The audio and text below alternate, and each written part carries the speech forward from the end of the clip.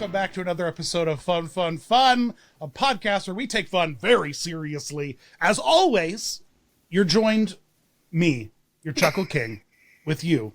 Our ear holes, your eye holes, your mouth holes. We're all connected. We're all one singular being traveling through the cosmos. And I'm excited that our conjoined consciousness is about to embark on an incredible month of content. But before I talk too much on that, I have to introduce the Chuckle Wizard, my podcast producer extraordinaire, Nathan. Fresh haircut, Nathan, by the way. Fresh haircut, except this is like 3 episodes into my fresh haircut at this point for people, but wibbly wobbly, timey-wimey people. Oh, yeah, we're going timey-wimey with this one. I forgot. Yeah, fresh haircut, though, baby. I love it. I love seeing a fresh Nathan. Well, hey, you excited to chat today, Nathan? Man, let me tell you what. We are all Stardust.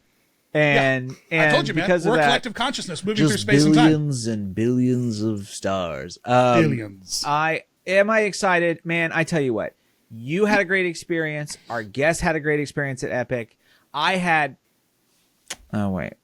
didn't have any experience. You had no experience at Epic. Well, how the tables have turned, Nathan. Well, I get to be the first of all, I've seen all the closings. Mr. Konnichiwa, I've been to Japan. I still have been. I still have. So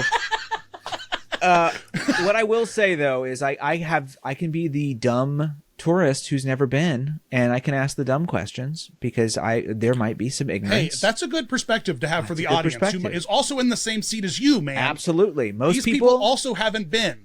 Most people aren't amazing queens of permits and all such stuff. Oh, well, let me tell you something. Speaking of queens, all right, the Chuckle King is here. Yes. The Chuckle Wizard is here. The Queen of Epic is here, ladies and gentlemen. Alicia Stella, internationally recognized theme park newsbreaker and bane of the Comcast company. Why wasn't Alicia invited to the previews of Epic Universe? I don't know, because she leaks every step of their construction process thoroughly to her fans. You can't leak a thing that's Alicia, public. Welcome. You can't leak a thing that's public. With an introduction like that, yeah. Hi, it's wonderful to be here and talk about the center. The main section of the Epic Universe. Right. Yeah. Let's talk about what we're going to do here real quick. Since now that all 3 of our faces are on the screen or voices in your ears, this is a month where I'm going to break down Epic Universe park by park. And that's what I'm calling each individual section of Epic Universe, like a pizza, each different slice. Like a pizza moon?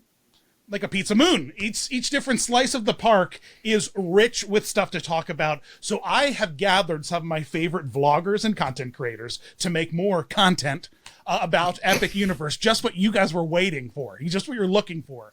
But I'm excited because we're going to go park by park, and I'm going to start with Celestial Park with Alicia Stella and really break down just Epic as a whole, I guess, a little bit, and also just what the design of the park is and what's in Celestial Park. I'm excited to pick it apart and get in there. And spoiler warning.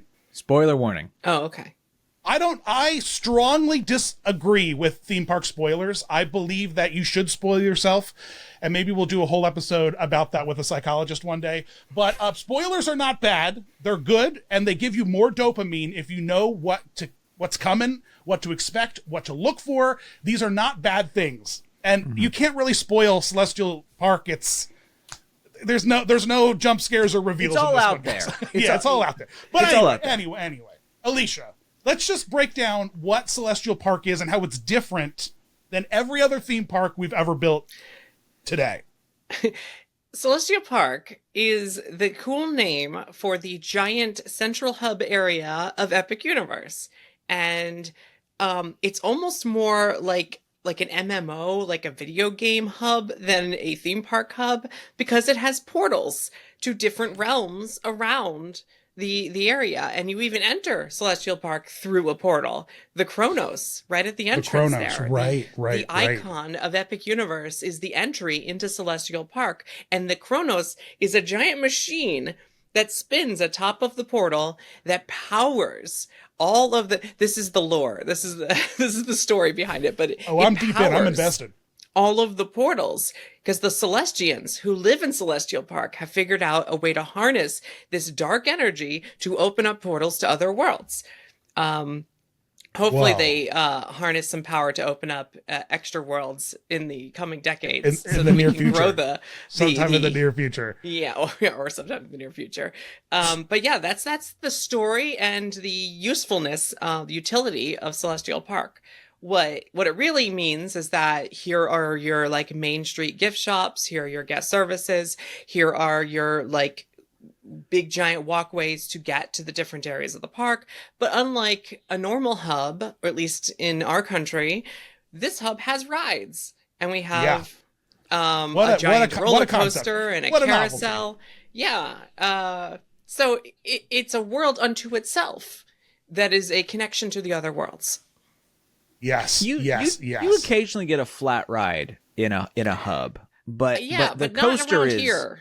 No, for sure. Yeah. The coaster though is like, and not just like a tiny coaster, like an it's a pretty large beast. It's a pretty big beast. It is the thesis statement for this park. It is, and it really has is. the main beautiful. theme playing on the ride. That's how you know. Oh, really? Mm-hmm. Oh, interesting. That's kind of cool. It's like the intro sequence to a movie, like the Universal Pictures logo. Yeah. Welcome to our park and welcome to our stories. So like where I'm used to seeing like the partner statue and like a castle and, like maybe an ice cream shop and like a hot dog stand, in its place, I'm getting a roller coaster, a carousel, like 10 different restaurants, 5 different stores. It's this really interesting new idea that I remember was like the original pitch of the Epic Park from the start. From the start, they'll be like, listen, we'll have a land in the middle that's connected to all the other lands with rides and, yada, yada, yada. So I really, really love it. I love Celestial Park. I love hanging out in it. It's really, really cool. To be fair, when you do enter, there is a statue right in the center in front of you that has Luna, the goddess of the moon, and a little bunny rabbit. So that's kind of like a partner statue. You know what it is? There is a hot dog stand right behind that. So there is a hot dog stand right behind it. That's so funny. It has all the elements. It's just done in a very celestial way. It's a very artistic take on what could be like a main street or a hub. Walt's got them tight six packs. What is the story here? Because I know that we have these 2 statues, Luna and Helios, on both ends of Celestial Park. Technically, that's Apollo. There's been some confusion because he's in front of the Helios Hotel, but he's actually Apollo. He's shooting the arrow and stuff. The other god of the sun. And he has his arrow there. There will be, and as we're doing this podcast, like they haven't done it yet, but there will be like a little ceremony at night where the god of the sun, Apollo, will pass the torch, so to speak, to Luna at the front, and the lights throughout the whole like park will, the central park area, will like illuminate and change, like the passing of the guard, the day to night, a little ceremony, if you will. So, ignorant tourist question. I was desperate to find a photo of our good man Apollo, and I literally could only find like bio-reconstruct photos, and then from the back, which I believe is the Helios, right? When you're in the Helios. Is it hard to see Apollo? It's not hard to see Apollo, right? Is it? I think people are too much in a hurry to go between worlds to walk up. There's a separate bridge that takes you right up to the Apollo statue. Okay, so it's his own thing. But he is like, you see the cascading water there. He is kind of up high, and you have to like go up to the bridge and still zoom in your camera. Or if you're at the railing here on the back of this picture, at the Helios Hotel, then you're right behind him. You're like right at him. Yeah, you can kind of get the same view that you got with that picture you showed earlier with Alicia, taking a selfie with the Luna statue. Right. And also right now Luna in previews, as a lot of people are exploring this area, it's a lot of the center sections have been like weirdly closed off, and they're still working on stuff. So people aren't really exploring the area much around both statues. And if you're not a Helios guest, you're not really wandering up into those pathways, because I mean, like for me, at least speaking, I don't know where I'm going to hit like a gateway or a portal or a security check or have to like redo a ticket. So I'm not going to go wander into the hotel. Apollo is hidden a little bit from like the average he's up pretty park high perspective. when you're walking by, but there is like a little bridge that is for guests that you can walk up there to go look at them. And then you get a really good view of Celestial Park from the back, the same way you do at Luna Overlook here. Interesting. Right. Dan, we have a bit of a fashion show, just so you know. Okay. I've looked through these photos. We have a bit of an Alicia fashion show. Okay. We've got her with Luna here in her Super Nintendo fit. Yep. We've got Isla Burke style times to be had. And we also have someone who we'll be talking about in a little bit on her head. So all the fits. I can't wait to talk about that guy. All the fits. All the fits, Alicia. You've invested heavily in the merchandise already, I see. You guys have no idea. Captain Cacao was so popular when team member previews started that by the time guest previews with like pass holders started, he was already sold out. They sold like 6 months worth of inventory of this teddy bear, Captain Cacao. Yeah. In just a few weeks. Dan, let's talk about Captain Cacao. Let's talk about it. There's a little bit of a candy shop, just like Main Street has in Magic Kingdom or Disneyland, where they gather a lot of the sweet treats from all the different sections of the park, which is actually different than what Disney does. Because Universal has a different kind of like strategy with candy. They have like themed candy bars, like the Harry Potter candy it's all its own thing. And so, popcorn buckets, it's all aggregated, but it's themed. You're in like this like floating, there you go. There's some Yoshi milk chocolate popping candy. The theme of the candy store is this like floating like pirate ship, hot air balloon with a teddy bear captain, very similar to Duffy in an interesting kind of way. He's a lot of Duffy energy, which is cool. People are really hyped on it. So the candy store is gorgeous. It has like, the big, it has the big mast, like the lookout mast, but also the whole back of the store is designed like, I don't know, the back of a pirate ship. It's very, very cool in there. And I've heard moon ship. It's the moon ship. Oh, is that what? Does it have a name? It has a name. The moon ship, because it's shaped like a little shaped moon. Like a moon. Right. And the moon ship chocolates and Celestial Sweets is the name.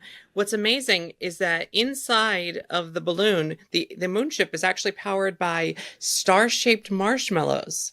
And the marshmallows are so fluffy that they actually take the moon ship into the air. And when they float the moon. Look at all this. Cute. You are She's moon heavily ship. invested. She's heavily invested. Yeah. So I've heard through the grapevine, I've heard rumors that he's gonna become a meet and greet character. I really, really, really hope so. I think like Earl the Squirrel, this is like my dream come true. I am instantly heavily invested in this character and his travels. He travels around with Maya of the Skies to go around the galaxies to look for the best chocolates and sweets, which is not at all similar to Toothsome's Chocolate Factory story, where I was going to say, he's a Sky Wonka.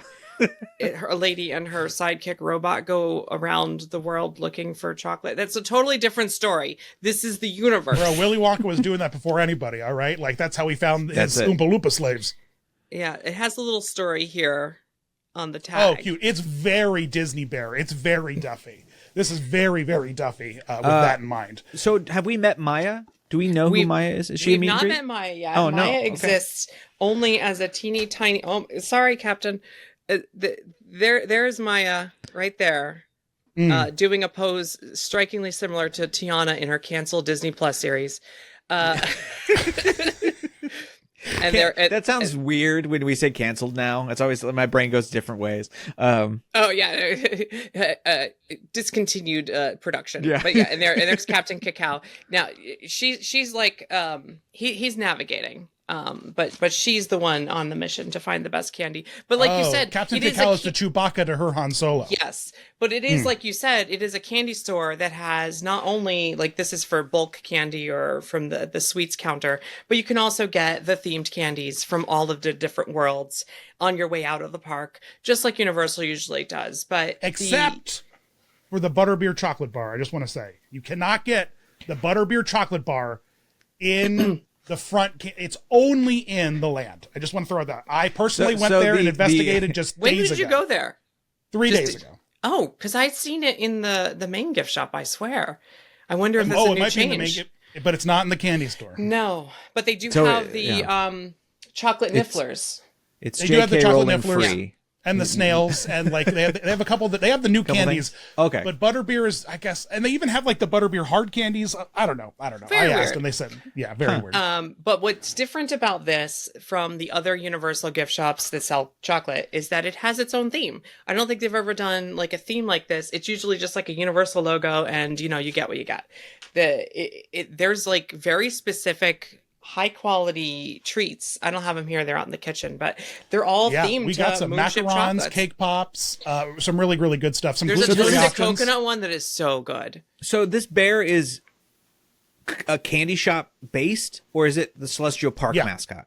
Both. It's candy shop based. Both. Okay. Yeah. He's like the proprietor of a chocolate That's store. his store. Yeah, and there actually is a moon ship out in front. Instead of having like a sign for this gift shop, there is just a full-on moon ship above the entrance, and it's beautiful. Yeah, the signage in general in this park is out of this world, quite honestly. All of the signs in Celestial Park, the little Main Street area, the two arcades, are animated. They have movement, which is like port of entry when they're working. Many of the signs, though, not even that. Once you go into a lot of the lands, even the signs, and everything from Stardust Racers to like the Dr. Jekyll's Apothecary, like just everything has a lot of kinetic energy that you're really missing in Disney parks. Like there's not a lot of that kinetic energy in signage and stuff, like in the way they decorate. This also, by the way, is the only Celestial Park themed merchandise currently available as of this moment while we're recording this. There is no Stardust Racers merchandise. There is nothing that says Celestial Park on it. It all just says Epic Universe, or the 4 themed worlds, but except for him. So he is the Celestial Park merch. Nice, yeah. And since we're talking about merch and the candy shop, this candy shop is located when you enter the Celestial Park and go left, which most people do because we're Americans. So we go left and we go right to Nintendo Land because everyone wants to go there. And this is like the kind of the midpoint between that and Nintendo Land. And there's actually a little area. And the main gift shop. And there's a little area perfect for a meet and greet right next to his candy store. Like, that's true. It's a big empty spot where it looks like there should be another portal, but that area leads out to the parking lot, so that'll never happen. Like, it leads out to the highway. They're not going to put a portal that close. But it looks like that. There's an expansion plot there. Right there to the left of Nintendo Land? It's not big enough to put a whole world, but it's big enough to put some Celestial Park expansion. Okay, there you go. I dig that. And that store right next to the candy store, and there's one opposite it in the plaza, essentially has every piece of merchandise from the park aggregated into the store. And unlike any other park I've been in, like, because usually there's like little things here and there but no, everything is up front. Am I right, Alicia? Like I couldn't. Like, I wouldn't all say the shirts, everything, but a very good plushes. selection. I love the main store, which is called Other Worlds Mercantile, because it has murals for like representing each of the worlds, and a beautiful like centerpiece, like astrolabe, like spinning around compass thing, and like star charts on the roof. It's beautiful, but it separates all of the different worlds merchandise very well. So like if you want the Potter stuff, here's all the Potter stuff. You want all the monster stuff, here's all the monster stuff. It does a great job of like really separating it, so you can get, but it's still like only 30% of the merch that you can find in the park. There is still tons more in the actual worlds. You think? Because I was on a big merch hunt. Give me an example of one thing you can't find up front. The Burning Blade Tavern Stein is only available in Dark Universe. You can't do novelty cups. You can't do novelty beverage cups. That's not a novelty beverage cup. That is a souvenir only found in the gift shop. You cannot get that in the Burning Blade Tavern. For some reason, the Burning Blade Tavern has its own line of merchandise, which is not available in the Burning Blade Tavern. It's only available in the gift shop. Oh, yeah. Disneyland Haunted Mansion rules. Well, I mean, they just fixed that, but for a while it was that way. But this is a $37 heavy pewter stein. Okay. You have to go all the way to Dark Universe and then lug it through the park. I acquiesced, Alicia. I acquiesced. How dare you? The other merch store across the road, though. What's the deal with that other one? It's like just like a little like post office. It's like tiny. When you go to Islands of Adventure and you're in Port of Entry, you have the main gift shop on your left as you enter, and it's very large. And then on the right, you have the photo pickup and a little candy store, and then a Christmas store. And then in between is just like, hey, you're on the wrong side, but here's a little tiny sprinkling of selection of stuff we sell, just in case you don't go to the other side. Don't go to this one, guys. Don't go to that one. It's called Various Emporia, and it's brought to you by Vincent Various, because of course there's a character for the tiniest gift shop in the whole place. But also the photo pickup and the Christmas store is attached to that. Yeah, there's a seasonal store there too with a beautiful sign. Absolutely stunning sign. It snopes outside sometimes too. Does it? It's not. It hasn't been working in 2 weeks, but it's supposed to, and I've seen it happen. It's just every 5 minutes. Alicia, it's been a technical rehearsal. Okay, please don't complain. This is a technical rehearsal, so you have to understand that when you buy a ticket, it's a technical guest rehearsal. services. I like my money back. It's not snoping. There is a official living character in the Celestial Park. It does have a costume character, the living statue, which I'm very hyped on. Have you met her yet, Alicia? When you say official, do you mean third-party entertainment hired on after they let go everyone else who was the official characters? Because that's what it really is. Yeah, and that's not to get too political here, but... Well, they're like Divine. They might even be the same company as Divine, quite honestly. From Animal Kingdom. I do find her quite entertaining, and I think that she's one of the ones I think they'll stick around. Because I feel bad for her. She's just in direct sunlight.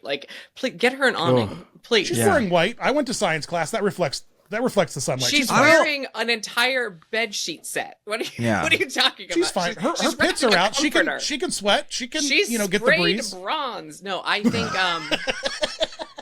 I think we're in between, because I went in early team member previews when they first allowed family to go, and there were actual characters for Celestial Park. There was the Soundkeeper or something, where he rode around and he had all the sounds from the different worlds. There were the storytellers on the stage there in the center of Celestial Park, and they would sing songs inspired by the different worlds, because these are Celestians and they can travel from portal to portal. And it was a way to tie together everything in the park. And right now, no offense to them, I think it's a weird choice, and they're doing cover music on that stage. So you're walking through and all of a sudden an Imagine Dragons song is playing. But by a really talented quartet with violins and stuff. And I'm like, what are you doing? What is this? And I understand the Celestians can go to different portals. So I guess they went out the front into the real world and learned Imagine Dragons and they came back.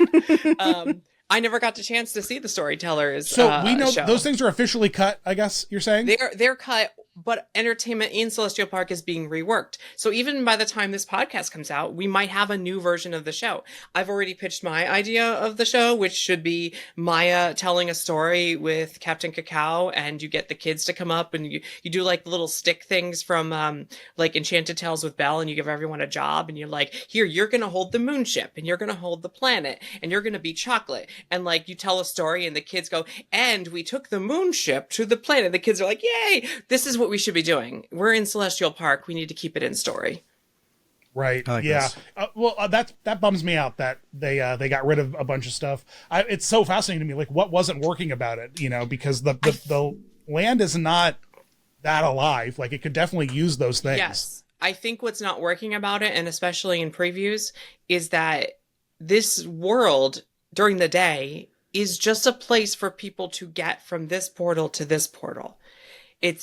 People see it, especially with the sunlight and not much shade. People see it as just a crisscross place I have to go through. It is the center of Future World before it was redone. And maybe still now, where I just want to get from this ride to this ride, and I have to crisscross through the center, and hopefully I don't get sunburned in the process. And unfortunately, no one wants to stop in the dead center with no cover and watch a show. And that was a problem. And I think that reworking it, characters that inhabit this world that are recognizable might work. Characters in front of portals might work. I think having the teddy bear near the front of the park underneath the arcades where it's shaded is going to work. But maybe new characters that aren't recognizable and no one has any emotional attachment to, who were out in the sunlight, wasn't drawing in people. I know we're not doing Dark Universe this episode, but I have to wonder if both Disney and Comcast are not run by vampires, since they seem to not understand how the sun works. No, they have no clue. At all. Can I ask though, Dan, did this alien, I called her an alien, did this statue spook you? Because man, it gives me this weeping angel freaking me out a little bit. No, she's never not in movement. She's always just sort moving. of doing her thing. She's always like kind of and she's never like directly making contact with anybody. She made eye contact with me. It freaked me out. No, thank you. No, thank you. Statues do not need to look at people. No, I think she was looking at my camera, actually. It wasn't necessarily me. She was looking at the lens. But I do have to say, while it doesn't have a lot of shade, it does have a lot of foliage and like green and grass. I'm talking about early team member previews, by the way, and I think that the way that the Celestial Park has evolved, going from previews, team member previews to pass holder previews to now very close to when the park's opening, and by the time this comes out, the park's open. I've seen landscaping, horticulture, they weren't allowed to plant a lot of the trees they wanted to because they kept bringing the boom arms in to finish painting like the exterior of Super Nintendo World, or to install new signage, or they're still installing details on the lighting in Celestial Park. You'll see these giant like light posts with like lights pointing down everywhere. There's these beautiful like ornate fixtures along the sides. And because they keep bringing these crane arms out, they can't like put trees everywhere because it would get in the way.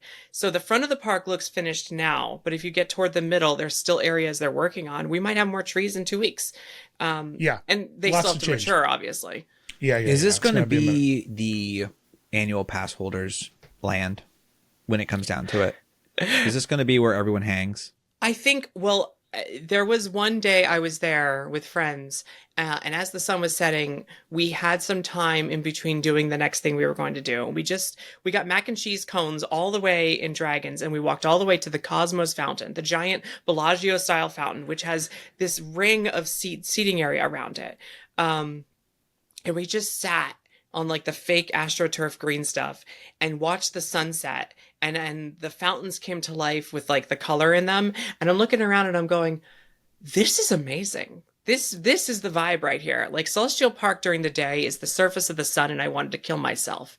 But this is where I want to be right now. And I could have just sat there for the next 3 hours till the park closed. Like the lights around you start turning on. Everything is synchronized. Now they're doing like at 9:45 or 8:45, 9 o'clock, they're doing a synchronized fountain show that isn't just the fountains like Bellagio. All of the lights in the entire Celestial Park, and there's millions of points of lights, all like RGB style, interact with the fountains. And there are fountains not just at the Cosmos Fountain, but around the carousel and at the entrance of the Luna area. And they all connect back and forth. And it's a light show and a fountain show. And you don't have to like pay attention to it. It's not like a fireworks or projections on the castle show. It's just more like a vibe happening around you. And it does it to like songs for all 4 of the worlds. So you're like vibing while like Nintendo music is playing and everything's alive. And you're just chatting with friends and eating a mac and cheese cone. And it's like, yeah, that's definitely where pass holders are going to be. We might come in when we finally have upgrades to our annual pass at like 4 p.m., go grab dinner at like Atlantic or something and just chill at the fountain. Yeah, it is going to be, and it definitely feels like now with the time I've spent in it, it's very Epcot derivative in a lot of ways. Even down to like, I mean, it's stupid, but like you have your Japan pavilion, your Norway pavilion, your England pavilion, Paris. and your French pavilion. Like and then you have like Future World. France. It's very Epcot derivative in a big way, and Epcot is like the annual pass holder mall. It's like where you go, and we haven't even started to talk about the dining, but there are too many restaurants and like dining points in the center area that like it's funny you say Epcot. World Celebration, Celestial Park, World Celebration, Celestial Park. That's similar. It's very epic. And even like you being like, oh, there's points of light all the way around the park that all sync up. Oh, you mean like illuminations that work? What? What's that like? Oh yeah, well, you know, that's something that I'm not familiar with at all. The fountain is beautiful though. It's so cool, and I love the idea of. And I also hung out and sat at the fountain. It's a beautiful fountain, but my problem is, it's like, well, when the park closes at 6 p.m. or 9 p.m., you have like 15 minutes of getting to vibe with the sundown at this cool place. I was there at 6 something. Now this was a few weeks ago, but I was there at 6 something, and that's when the sun was starting to set, and it took a good hour, but like we sat there long enough for it to go from light to dark. And then the park closed. I think that day was 9. And we still had enough time to really enjoy the ambiance. I mean, like these parks are a a huge part of this park's investment is the lighting package and like the aesthetic and the vibe in the evening. And it's why I love Orlando Informer events, because you actually get to experience the parks like from the perspective of like, oh, we can actually control and like do cinematic lighting, and it's not just like the bear of the sun. Did you see beating down on you all day? They extended the opening week hours till 10 p.m. Whoa. Wow. The novelty. I'm sorry, but you say that, but a Universal Park opening until 10 in Orlando is like Pretty unheard crazy. It's a of rare since thing. 1991, okay? Why? Sure, yeah. Well, I mean, I know there's reasons for this. I'm not saying there isn't, but it's never made sense to me why all theme parks in Florida aren't open at like 10 to midnight. Like, or just like, I don't understand why we start so early and in so I quickly. do now because I have a child. Kids. Yeah, I suppose that's a really good point. And when nap time is at like 11:30 in the morning and she's up at 7, no, I'd rather get as much done as I possibly can. But that said, you're speaking to the generation of no children, and so like there are a lot of people coming to these parks that aren't. I have 2 kids. I'm right there with you. I know they get up early, they go to bed early. I'm just a generation of global warming. It's just too damn hot. Well, yeah. I have a theory that there's a chance that Celestial Park may stay open later than the rest of the lands as time goes on, so that we can enjoy dining, shopping, and the atmosphere. And I also have other theories that they may sell their own after hours. And it's like, Orlando Informer meetups, thank you for inspiring us. We'll take it from here and keep all of the money. And I could see like, show your wristband to get into the worlds. Celestial Park stays open for everyone. You want to go do the rides. They have turnstiles in the portals. I could see excuses to have the lighting be beautiful till 11 p.m., till midnight, till 1 a.m., and it just be an extra hours like upcharge, because like they've been doing it with the corporate events forever, where like the Universal Studios Florida closes at 6 p.m. and then corporate buyout takes over the park. Instead of that, let us be the corporate buyout, charge us $140 and we'll stay for an extra 5 hours at the end of the night and enjoy the ambiance, because it's not just Celestial Park. All of these worlds look literally better at night. It's night and day, literally. It's crazy. It's crazy. It's absolutely crazy how beautiful this place sounds like looks somebody wants an Epcot after 4 for Epic. Yeah. Well, I mean, it is. Like I said, it's just it's very derivative. It's the same park. And the reason Epcot after 4 works is because of dining. And that was even before they did the festivals. Like in the 90s, Epcot after 4 was introduced. And like we would go there as a family and eat around the World Showcase, and like we get a spot at the teppanyaki place so we could see the fireworks out the window. Like that was the vibe back then. Well, since we're talking about dining, and I've popped into a few of these, can we like talk about a few of the restaurants that are in Celestial Park, starting with the Atlantic, which is stunning inside. Talk about, if you're a Disney Cruise Line fan, a Virgin Cruise Line, whatever, if you like that whole cruise vibe, this is the restaurant for you, man. It is wild in there, man. It's gorgeous.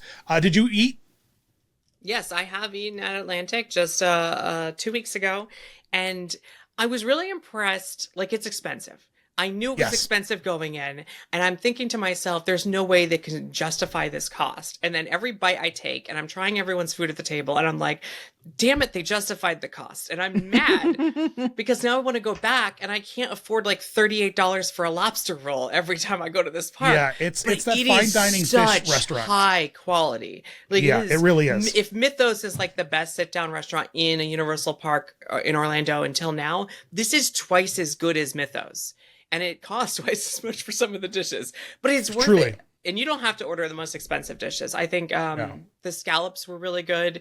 There was even like the seared ahi tuna, the sea bass with like the broth on top. It melts in your mouth. It's all so good. Now what's cool is, instead of like, is amazing. Yeah, the ambiance is what I was going to say, and I don't think we have a photo of it, but there are like these stained glass fish, which I believe as of yesterday from this recording have finally been turned on, and they swim around the restaurant above you, and like swim around. So it has such a beautiful vibe in here, man. If you like a seafood restaurant, this is for you. And it has seafood restaurant like prices and energy. Like, it's like the flying fish at the boardwalk. Like, it's priced that way. I just want to say. Yeah, But also, I think they light up, and they at nighttime they reflect off of their scales, so it looks like you're underwater with all the movement on the like a disco light fish on the walls. I love it. But it It's has so these beautiful in giant there. picture windows overlooking all of Celestial Park because it's right at the front. You have like the waterfalls on the sides of the restaurant, and then just a clear view of the whole thing. It is just such a vibe, even if you go and just get apps. And they have amazing drinks too. The drinks at all of the restaurants at the bar. are good. No food at the bar. No. I get the drinks at the table. Yeah, so you have to, if you want apps and drinks, you have to grab a table. But very cool in there. It's been empty. Like, I mean, like there's like a 10-minute wait. Like, it's so bizarrely placed because a lot of people aren't going back to the front of the park. Yeah. And so it has like this weird, like, I don't know. It's the entrance is right next to the candy store, effectively, like right across from the candy store. And it sucks up to like walk all the way back to the front of the park. Like if you get a locker in the front of the park, and I was going to say this at the end in my hot tips, but like they suck. The lockers suck at Celestial Park all the way up front. There are mini lockers in other spots, which I'll talk about in a bit. But, I was going to say the concierge kiosks have lockers. That's the best tip in the park. There's like a dozen behind each one, and like there's like 7,000 people in the park. So I mean, it's first no one's you using them. They're hidden locker behind the kiosks. They're fine. Well, once people know the secret, Alicia, Jesus, stop telling them. We got to save that to the end of the podcast when no one's listening. There's also Pizza Moon, which I love. What did you get at Pizza Moon? I tried. Well, I got the antipasta salad with like the peppers and the meats and the bits. But I also got some slices of Friends pies. They brought over a pepperoni pizza that no one ordered, and she's like, "Well, I put it on your table. I'm not allowed to bring it back now." So we got a free pepperoni pizza. But the Vesuvius, they have like a white pizza. It's really good. A beautiful pizza oven.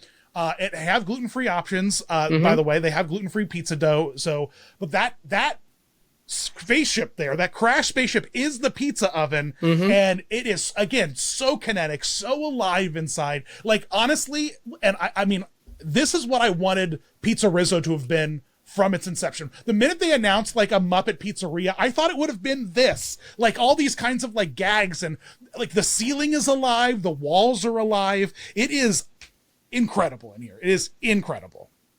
Well, Dan, I know why you like it.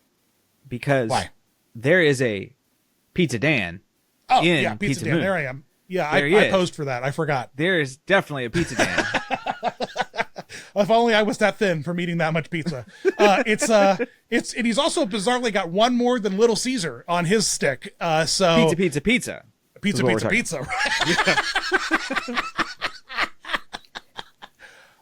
Speaking of like pizza meteor kind of thing, have you been to the Meteor Gastropub, Alicia? I believe you mean Meteor Astropub. Oh my gosh! Of course. And no, I have not eaten there yet. I for the first like 4 visits, I couldn't stop going to Pizza Moon. So I was like obsessed with the giant mushroom pizza. What's that, Alicia? Pizza Rizzo Stella has a hard time not going to Pizza Moon. When God closes a Pizza Rizzo, he opens a Pizza Moon. Oh my God. I say that to everybody as I walk by now, and I quote you directly. but I started to branch out, and I started trying different things. I did Oaken Star, which is next door. Yeah. What's Pizza the vibe Moon. in there like? From outside, it looked like a Red Robin. It is inside. It is like, imagine forest woodland creatures. And that literally the story is that imagine Forrest Gump had a restaurant. These little woodland creatures accidentally fell into a portal and landed in the middle of Celestial Park, and they needed to create their own vibe, their own home. So they like took this tree and turned it into the Oak and Star restaurant, which is a oak tree in Celestial Park. It has fireplaces in the center. It has 2 wings, with one with a bar and one with seating. There are giant seats in the center that there's no way they're going to last. Like they're taking up, these are thrones. They're so big, and there's no way, like they're going to need more seating eventually. So please enjoy the lobby area evil seating. Woodland creatures from South Park fell through a portal. They're tiny little. There's an owl. He's like the leader of the group. No, they're evil because they're in corporate bed with Comcast. All right, Wait a minute. I don't think they asked permission. I think they just set up shop. So forest creatures created a Cheers, is what I'm hearing. Like it's seriously, like they have the weirdest taste because it's smoked barbecue, like Southern style, with tropical masochists and Caribbean flavored barbecue sauces. And I don't know what they were thinking when they were designing this. I think they just like, I don't know what they were smoking. It was but like they're smoking barbecue. It works. It somehow is this like really relaxing vibe you don't get anywhere else in the park, and you can just chill. And it helps that it's been quiet because everyone's at Pizza Moon. Like the lines out the door at Pizza Moon, because I've been singing its praises. So I'm like, let's go over to this barbecue place, and we're the only ones in there. We're sitting. Can I just put a pin in the fact that you are taking personal responsibility for the fact that Pizza Moon is so popular? And the Alicia Stella having her pulse on Orlando pizza in such a way that she is shifting crowds. I'm worried about this location because it's not doing like the numbers that Pizza Moon is, and it's the quality, just like everything else, is incredibly high. The sides are all good. There's this mango bread that's like essentially it's pound cake with mango flavor, but they call it bread and they give you butter to spread it on. And I'm like, this is cake, y'all. Oh, like Ohana. Is it? I've never actually been to Ohana. Oh, whoa. Alicia. Breaking news. We got breaking theme park taste news. The noodles and everything like in the photos I see, and I'm like, why have I not been to this? This is clearly my favorite restaurant. We're gonna go. We gotta go. I mean, here's the thing, though. I mean, the park is not at capacity, right? No, I mean, like we're at half capacity at best right now. So, like, who knows what will work and what won't? I think pass holders we're very like clique, like very tribal group, and we all get in our heads that like we love Victoria Frankenstein, Igor, and Pizza Moon, and then that's all we do. Like we can't not. That's why Atlantic is empty. That's why Oak and Star but they is won't empty. be when the park opens. No. I want to make it very clear. Then it'll be distributed more evenly. Oh, easily. And actually, while we're talking about it, before we talk about the Blue Dragon, what in the hell is the empty? There's like a whole ass empty restaurant. Yeah. Like between Isle of Burke and Ministry of Magic. Yeah. That like isn't even, it's all themed, it's all beautifully decorated. And, yeah, but what is it?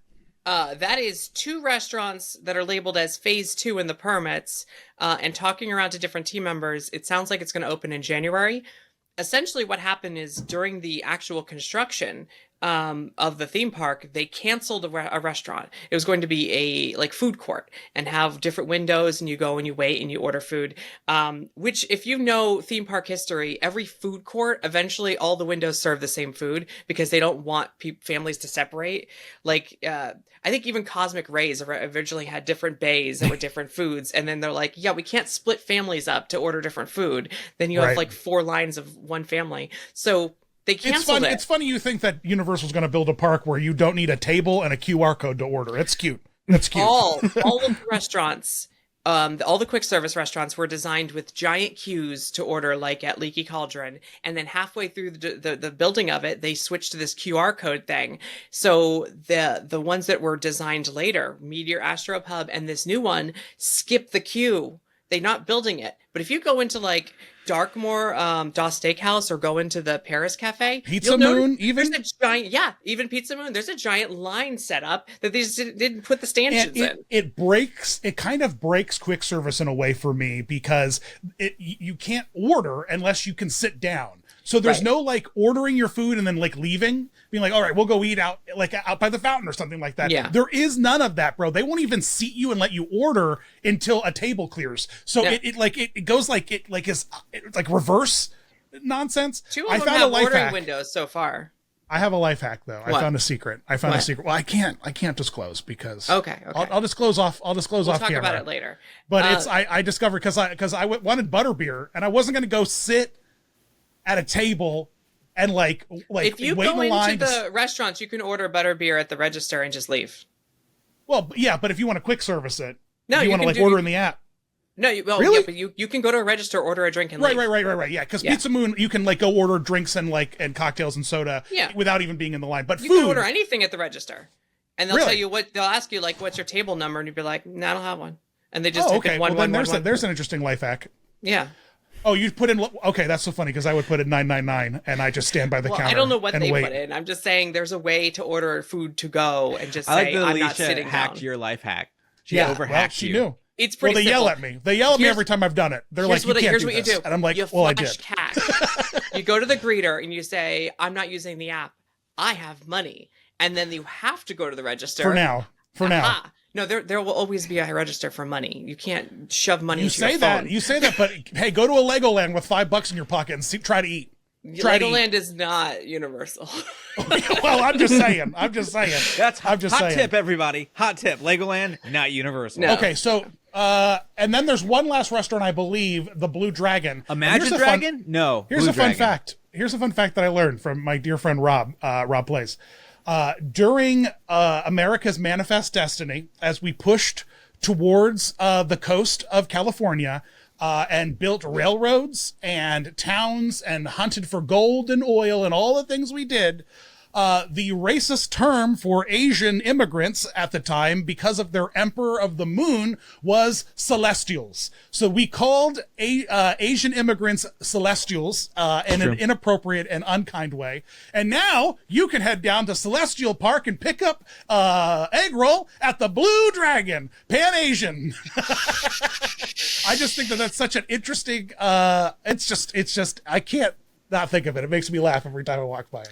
But we're past that now, I guess. We make fun of the Titanic, and that was before that. So, we're over it. So I don't know why, but originally in development, this restaurant was called YinYang.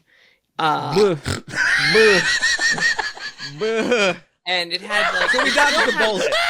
It still had like the dragon entry. Hey, baby, let's head on down to YinYang and get some egg rolls. Well, like YinYang is like an actual symbol. Like but it's still like it feels like default easy dragon, racist thing to say. I see it. Can you put the logo? Can you put the dragon thing back up? Yin-yang. When you see the dragon, you kind of get it. You get the yin and the yang. It was. My God, I remember in Sunday school once when I was like 9, my Sunday school teacher came in wearing YinYang earrings, and this wait, like one with the uppity two girl, different like the sections are split, white and black. Oh no, they were both two circles, white and black. And my God, this one uppity Christian girl's like Mrs. Becky, what are you doing? You're wearing earrings of Satan. And she's like, oh my God, because she was just like an old lady. You know what I mean? She was just an old lady who found these things. You know, She grew up given the peace sign, and you're living free with the flowers. And now us 8-year-olds are like, Yin-yangs are the devil. So she took them off and threw them away. That's great. Cool. No one was damaged. Apparently, what's the gimmick with the Blue Dragon? Apparently, Blue Dragon is also a TV dinner company in the UK. Oh, that's really funny. That's really funny. We're just swinging and batting 1,000 here. Is there a gimmick? Is it just Chinese food? Like what's no, it's Pan-Asian food. It's inspired by multiple different things cooked regions. in pans. I don't understand. You have to explain it to me further. Like, it just means it's a mix of all different foods from Asian countries, so that you can. It means they can ask a distributor for a wider selection of stuff. Yeah. It's so you can get back when I was a kid, we put the word fusion in restaurant titles like that. The thing is, each dish is individually not fused. It is individually just a Chinese dish. It is just a Thai dish. It is just a Korean dish. So the fusion is in the menu eclectic, different. Unfused. It is unfused. Mixed. The Blue Dragon Pan-Asian unfused. Right. See. Being pan, the menu is attracted to different styles of food, but only one at a time. It may need an emotional connection. I swear to God, if you turn that into the ad that like goes on Twitter, and that's the clip you pick, I would be so mad. That's the clip. That's the clip. Oh, what have I done? Did you see the menu? Like, is it just opened? The menu came out. I don't know if it's in the printed version, but online, people are pointing out that like certain words are in quotes. And it's usually, it's like something style. And it's like their way of saying like, we're not doing it authentically. It's Korean style. Like it's their, like to get away with it. And they put quotes around the word Korean. Like, yikes! There's a lot of things that are a little iffy on the Korean, a little Blue Dragon, a little unfused restaurant. The word style because that's what they did. The Celestials, Thai style. Yeah, Korean style. Like I don't. You got to switch those quotes around. They just need to have the one side of the quote at the top of the menu and the other quote at the bottom of the menu. The whole thing. It's just I am a fan of Americanized Asian cuisine. Sure. Like so. Like who is it? Yeah, I like greasy New York style Chinese food. I like, I want the American versions. I want the chop suey that was invented for us and that like kept the Chinese restaurants afloat back, 100 years ago. I want that. So I'm going to try it tomorrow for the first time. Just get a little sampling of some apps or whatever and see what I think. But the pricing, just like Atlantic, is a little high because this is the other full service location. And that's something worth mentioning, is that the pricing for all dining in all of Epic Universe is a little high compared to what you're used to at Universal Orlando parks, because they're doing things a little differently. It is like really high quality ingredients, even for like Pizza Moon, never frozen ingredients. Everything they're using is fresh and has to be like shipped in on a daily basis. It's definitely going to be the locals mall. It's definitely going to be the place that people go to buy. So, So I don't know how long it's going to last, but every quick service meal is like $2 to $3 more than Alicia's it is at famous Universal last Studios. words. I worry, like everything is really high quality. So anyway, $28 for an entree at Blue Dragon sounds a little high, but it is higher quality than we're used to at Confisco's Grill at the entrance to Islands of Adventure. Yeah, but I like Confisco's Grill. I do like Confisco's Grill, and it has meals for like $22. So what's another $6? What's another? What's In this another? economy, what's $6? Epic Universe is opening with pre-inflation pricing. Yeah, that's like 3 tariffs. It's I don't know ready what a to tariff go. really is. It's future-proof. Yeah, it's like 8, 6, 7 tariffs. Something. They've already raised the prices on some items in like Mead Hall and the Paris Cafe, and I'm like, those things were already those are full service prices on like $16.99 at a Das Steakhouse chicken wing meal, and it comes with 2 chicken wings. Like, I'm not complaining, more than pointing out, be prepared. Otherwise, you're going to get sticker shock. Be prepared for those. Be prepared for those prices, because they're rough. You are literally going to a restaurant which is based around the idea of stabbing someone in the back. So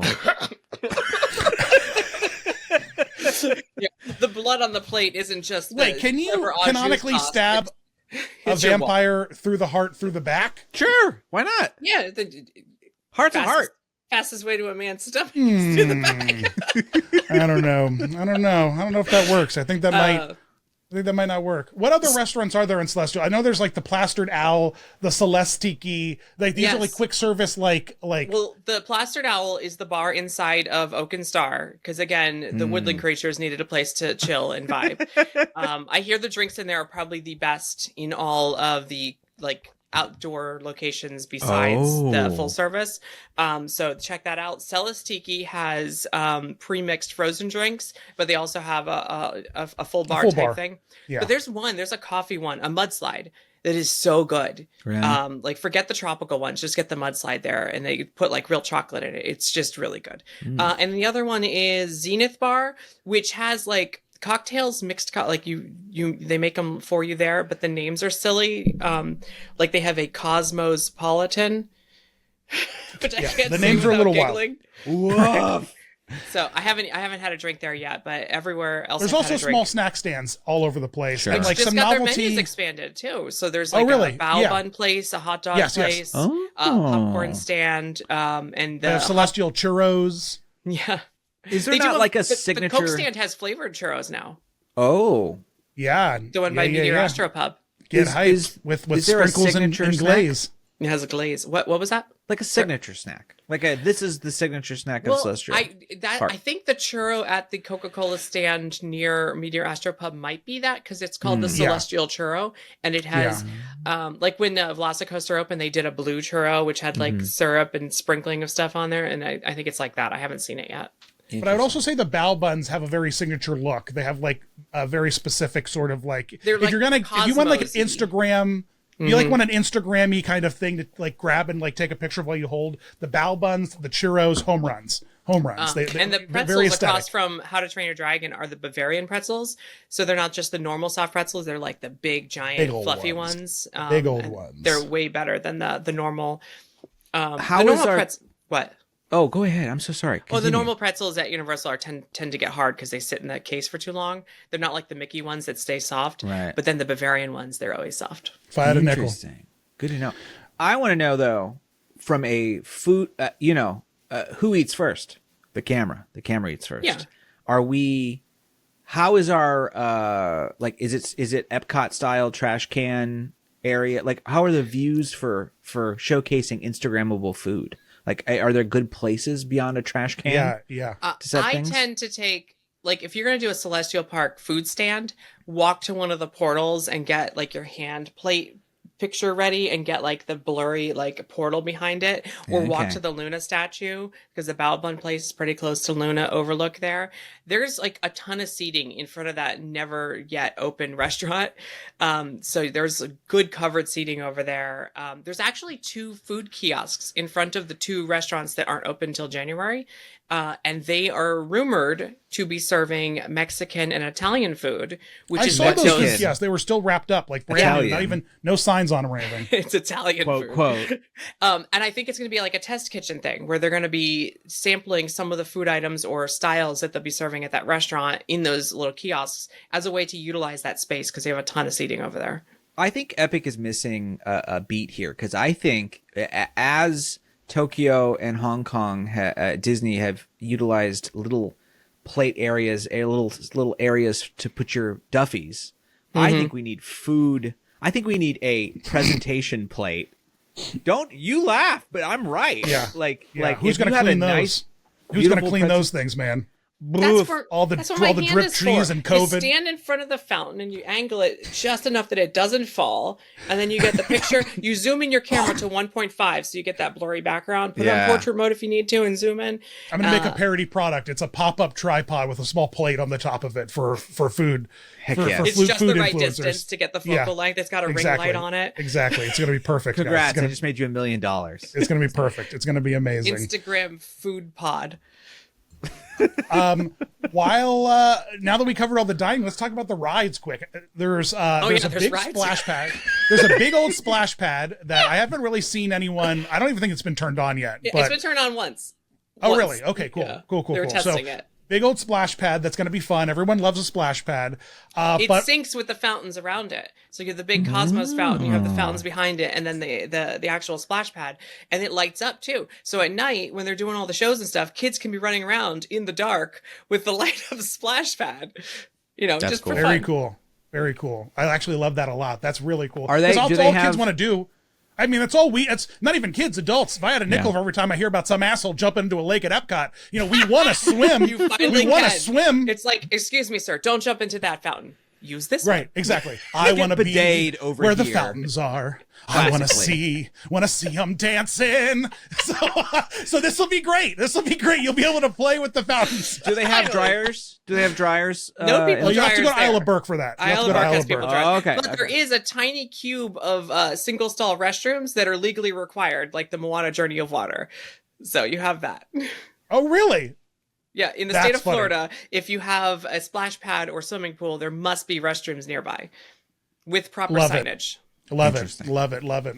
So let's go into the Constellation Carousel, which I'm obsessed with. I love this thing. My only problem with it is the ungodly load and unload times that they have for this monstrosity that they put in the middle of the park. But man, it's stunning. It's gorgeous. It's gorgeous, What- yeah. What is there, like, what are the secrets of this carousel? Alicia? It cost a ton of money to make. It ran into some manufacturing issues because it's like one of a kind. It has swirling bases inside of the big base, and the individual like ride vehicles can spin independently. So that's like 3 axis of motion Right. while going up and down 5 whole feet up. All of the apparatus is patented to be underneath so that it doesn't take up any space above, so you can have all the celestial doohickeys to look at. And it moves in like a ballet. There are several different motion profiles, all synced to different songs. Yes, which it's so fun. Big there's big- rewritability because of that. they're only doing like 2 different motion profiles from what I've seen, but I think there'll be 5 or 6 when they're done programming. So there's you. There's So, me. like, There's me on the. Yeah, it's really neat cool. and different, and it is a completely different ride at night because all of the ride vehicles glow little points of light. There's glowing lights above. You see the glowing fountains all around you, and If you it's miss the stunning. fiber optics in the concrete at Epcot, go ride Constellation Carousel because the ride vehicles have fiber optics cooked Yeah. into them. and It's they're all so inspired by neat. constellations, but the bunny rabbit's the best. Yeah, they all like zodiac signs and constellation stuff.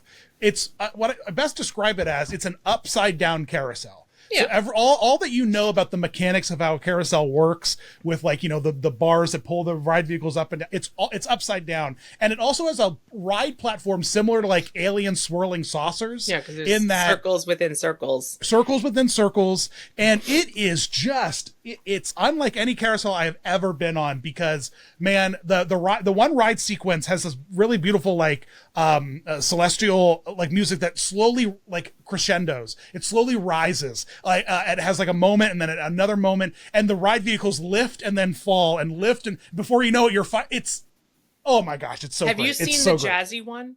Yes, I've been on both. I've been on both. Yeah, it does, which made it terrible for me to get photos of my girlfriend. And you don't know which one you're gonna get, so you don't know which one you're gonna get. I dig it a lot. I love it. I love that it's covered as well, which is a huge plus because when it rains at Epic, Epic shuts down. So it's nice to have some things that have cover. And what? Oh, it's one of only 2 rides without a height requirement. Because it has the little gondola, the moon ships, they're called. Nice. Moon ship. The moon ships. Are because you can just sit with your child. There's also little child seating on the front of most of the ride vehicles. So they're so cute. You seatbelt yourself in, and then there's a little mini seat in front. So if your kid is just old enough to sit up on their own, you could seatbelt them in with you, but no height requirement as long as you can sit up. That's cool. Right. But the load and unload process because of all of this is a nightmare. It's absolutely grueling. But I mean, it used to be like 20 minutes before. Even at its optimum, even at its absolute optimum, it's like 5 minutes.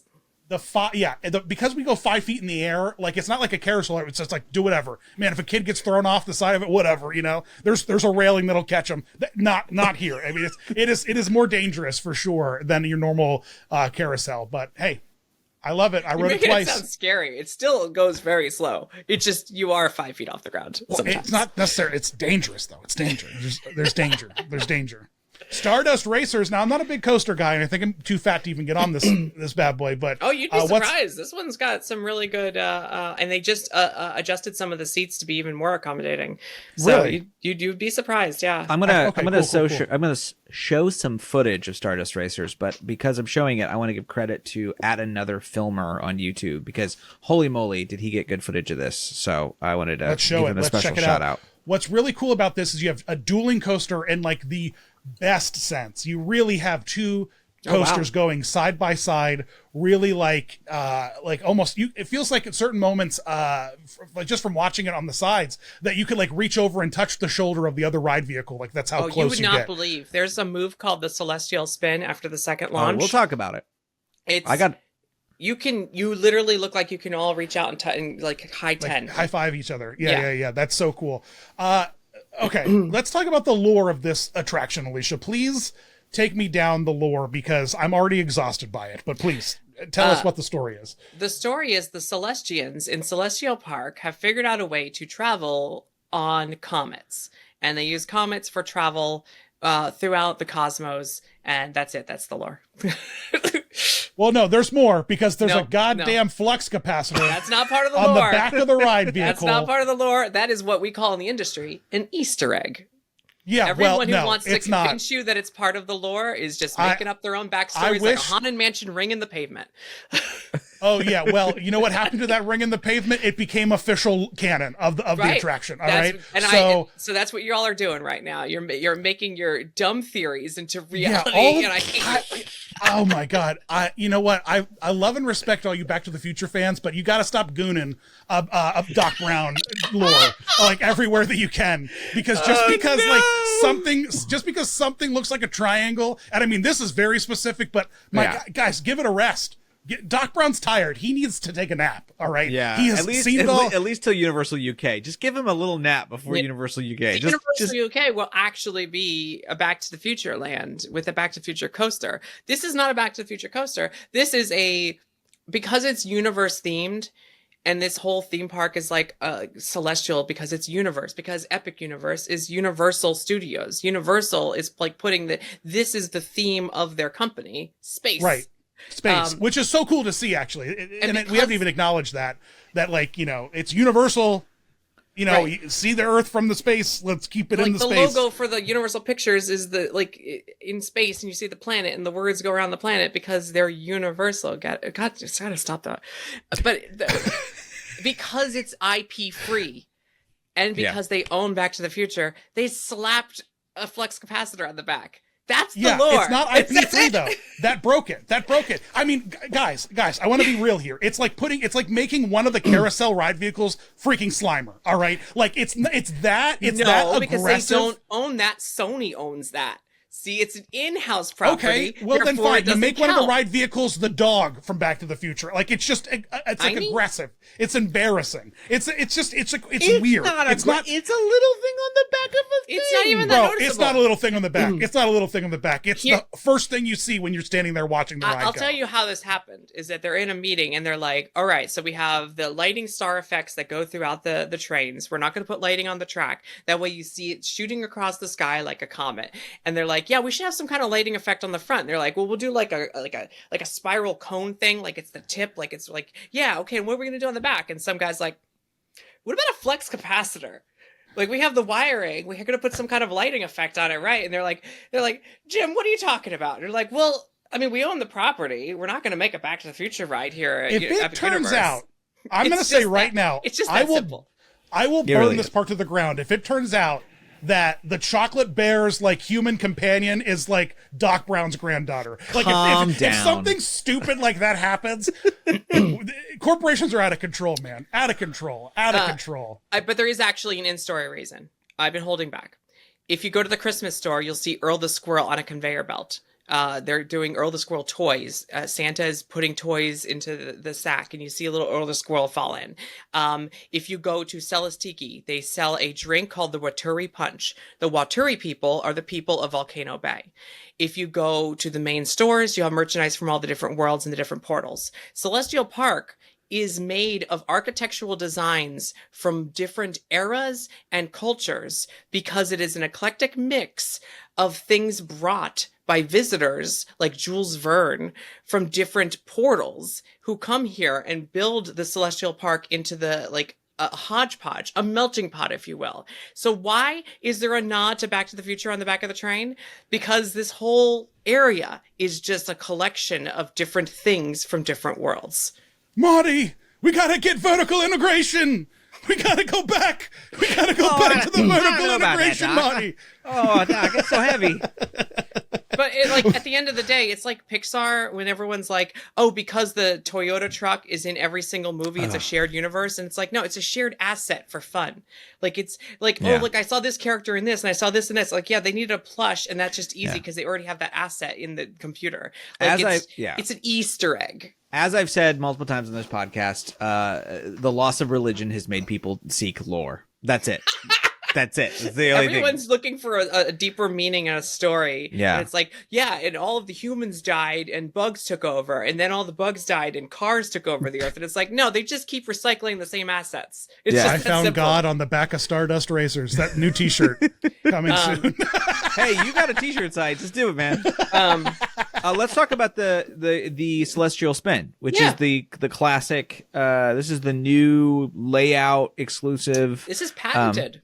Yes, from which company? Mock This Rise. is Mock, right? Yeah. I'm forgetting the designer, but so this is pretty intense when you're. What's amazing about this is you take something like the Mosasaurus roll at Velocicoaster, which is like an extended barrel roll, and it tries to fling you out of the vehicle. Like literally my hip starts to seep out. Like I turn into a fluid and I start seeping out of the ride vehicle. My glasses fly off into the lagoon. This is different. Celestial Spin does it so slowly and gradually at like a ballet. You're like in a weird like space ballet, and the two ride vehicles cross over each other twice, where one goes around one track and the other one goes around the other track. And the whole time you look like you can reach out and touch the other people. Where something like Dueling Dragons, when it was open, you'd be like, whoa. And you go, whoa. This is more like, hey, what's up, yo? What's up? And it's so weirdly relaxing almost. Like if you look at the other vehicle, if your launches were timed perfectly, you both look like you're just standing still and the world spins around you. because it's like you're moving in perfect unison. So less dueling dragons, more chilling out dragons. It's a ballet. It's a space ballet. Now that's the second launch. The first launch actually is kind of scary because you're going up this giant top hat. You go up. It's like airtime, airtime, airtime. Like it's some scary stuff. But that second launch, after that, it's a race. You're side by side. You're ballet dancing, and the music is playing. Wow. If you've seen any commercial for Epic Universe and it ends with like burr, burr, burr, burr, like the big fanfare, like that's the song on the ride in your ears. So wow. It's different at night. At night, the music changes, and only at this one part, because in the daytime it's like big horns and big like bombastic music, and at night it turns ethereal and it's like so like you feel different. Can I get that again? I'm afraid the recording went out. Okay. Something like that. Yeah. Thank you very much. Yeah. There's little sparkles on the launch too that I've realized are off ride. I thought they were on ride, but they're actually off ride. So like almost like the tunnel on Space Mountain has a little music that's always playing and you shoot through it. Right. So combine what's the poop stink conundrum that's going on with this ride? I am here to bust a misnomer, a misinterpretation, You're going to do some Tom Corliss myth busting here on Fun, an exclusive? It is untruth. Okay. Yes, there is a a water treatment plant right next door to the theme park. Yes, sometimes you smell some things that are not good. However, most of the time, I would say 90-something% of the time, what you were smelling was the concrete plant. Directly behind Stardust Racers was an on-site concrete plant they used to do the parking lot, the hotels, and the theme park. And they just dismantled it last week. So the smell that you were smelling before that smells like rotting trash was actually the smell of rotting concrete. Whenever they mix it, it's like earthy and gross. Yeah, and they use a lot of like lye. There's a lot of similar chemicals they use to like make soap. So like, lots of different stuff that can degrade. I know exactly what you're talking about. There's a concrete plant. It's like rotting garbage smell. Yep. Mixed with clean water, like together. Very unpleasant. Yeah. And it's right behind the queue for Stardust Racers. And I think half the time you're walking through that queue, you're like, oh, this stinks. Oh, well, it's the water treatment plant right there. And you're not, it's not true. It was the concrete plant the whole time. It was like, the vehicles, the Comets are farting as they go. Yeah, that's what powers it. Also, let's also not put past the fact that most Americans have the worst gut health ever, and you're probably just smelling a rank fart from the guy in front of you. You are in a theme park. If you don't have bad gut health, I don't know what you did. Having said that, I have experienced a gust of wind blowing by at just the right time, and the water treatment plant does have a scent to it sometimes. I used to live next to a water treatment like substation, and I know that smell. It's mostly like rancid water. It doesn't smell like poop the way that smells the like concrete brown water. Yeah, it's and also I think there's several things happening. $40 million is being invested to modernize this water treatment plant because they can't move it, which is being paid for by Universal. The plan has not been put forward yet, though, so we're maybe 5 years away from that. In the interim, Universal is paying several millions of dollars like a month to put chemicals into the water treatment plant that are little microbials that eat the scent so that it doesn't stink, because at night they have to open some vents. And, maybe that's why the park isn't open late. At 6 p.m., they got to open the vents and let the air out, the steam out from all the water that they're cooking. All that turd steam. So I have gotten a whiff at like 7 p.m. once and went, oh, there's the water treatment plant, which smells completely different than the stinky concrete plant. It's not even that bad. I just went, oh, water. Okay. And then you move on with your life. Look, if you can tolerate the smell of Circus McGurkus as you're walking through Seuss Land, which gets aggressive. Yeah. The dumpsters behind Circus McGurkus, there's like a little wind tunnel in that pathway you walk during an Orlando Informer event. Yeah. You know what smell gets to me? The rubber mats behind a bar. Where all the soda sprayers and the like mixers and stuff go down there. At the end of the day, you can order a drink called the Turnpike where they dump those mats into a cup for you. And you can just drink it. Just get whatever you serious? Bonus. Yeah, you can. Well, I mean, like at some dive bars, it's called the Turnpike. Yeah, and like the bar mat. That is the most disgusting thing I've ever heard. I would rather eat shit. We'll just Now ride that's Stardust the Racers clip. at 6 p.m. and you will. I've never talked about it before, but I'm curious to see now that the concrete plant is being like taken away offsite, because it's literally leased. They leased it. It's every day it's there. It's costing them money. So I'm curious to see in a couple weeks after that all settles, whether the stink continues or whether people are like, and they did it just in time for the grand opening, probably for a reason, because I think people are going to misconstrue what they're smelling. Yeah. No, I totally get that. And I can totally understand that. Because weird smells in the air, man, they make people uncomfortable. They get people.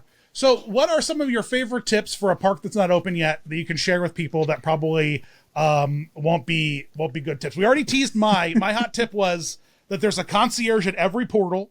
Yeah. And behind that concierge, there's usually a fuel rod station and lockers. Yeah. Which all is four. In front awesome. of all four portals, there's a concierge kiosk, which is like the blue umbrellas at Walt Disney World, but permanent. Like, and you can get your accessibility pass there. If you already have your code from online, you can buy express there. You can pick up tickets there. It's everything you can do at guest services, but at a little kiosk in the middle of the park, so you don't have to walk all the way back to guest services.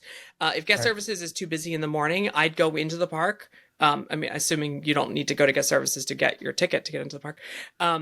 And if the two concierge kiosks in the front, like one by Nintendo, one by Dragons, if those lines are too long, go to the ones by Ministry and Dark Universe, because those will be shorter. But just go to Dark Universe and Ministry when you go to the park. I mean, they are empty for the first half of the day because everyone's in Nintendo and Isle of Berk. No, that is the tip. The tip is don't go to Nintendo under any circumstances when you first get to this park, because that's literally where everyone is. Yeah. Now, if you are an on-site hotel guest, you can go to Nintendo or Stardust Racers first.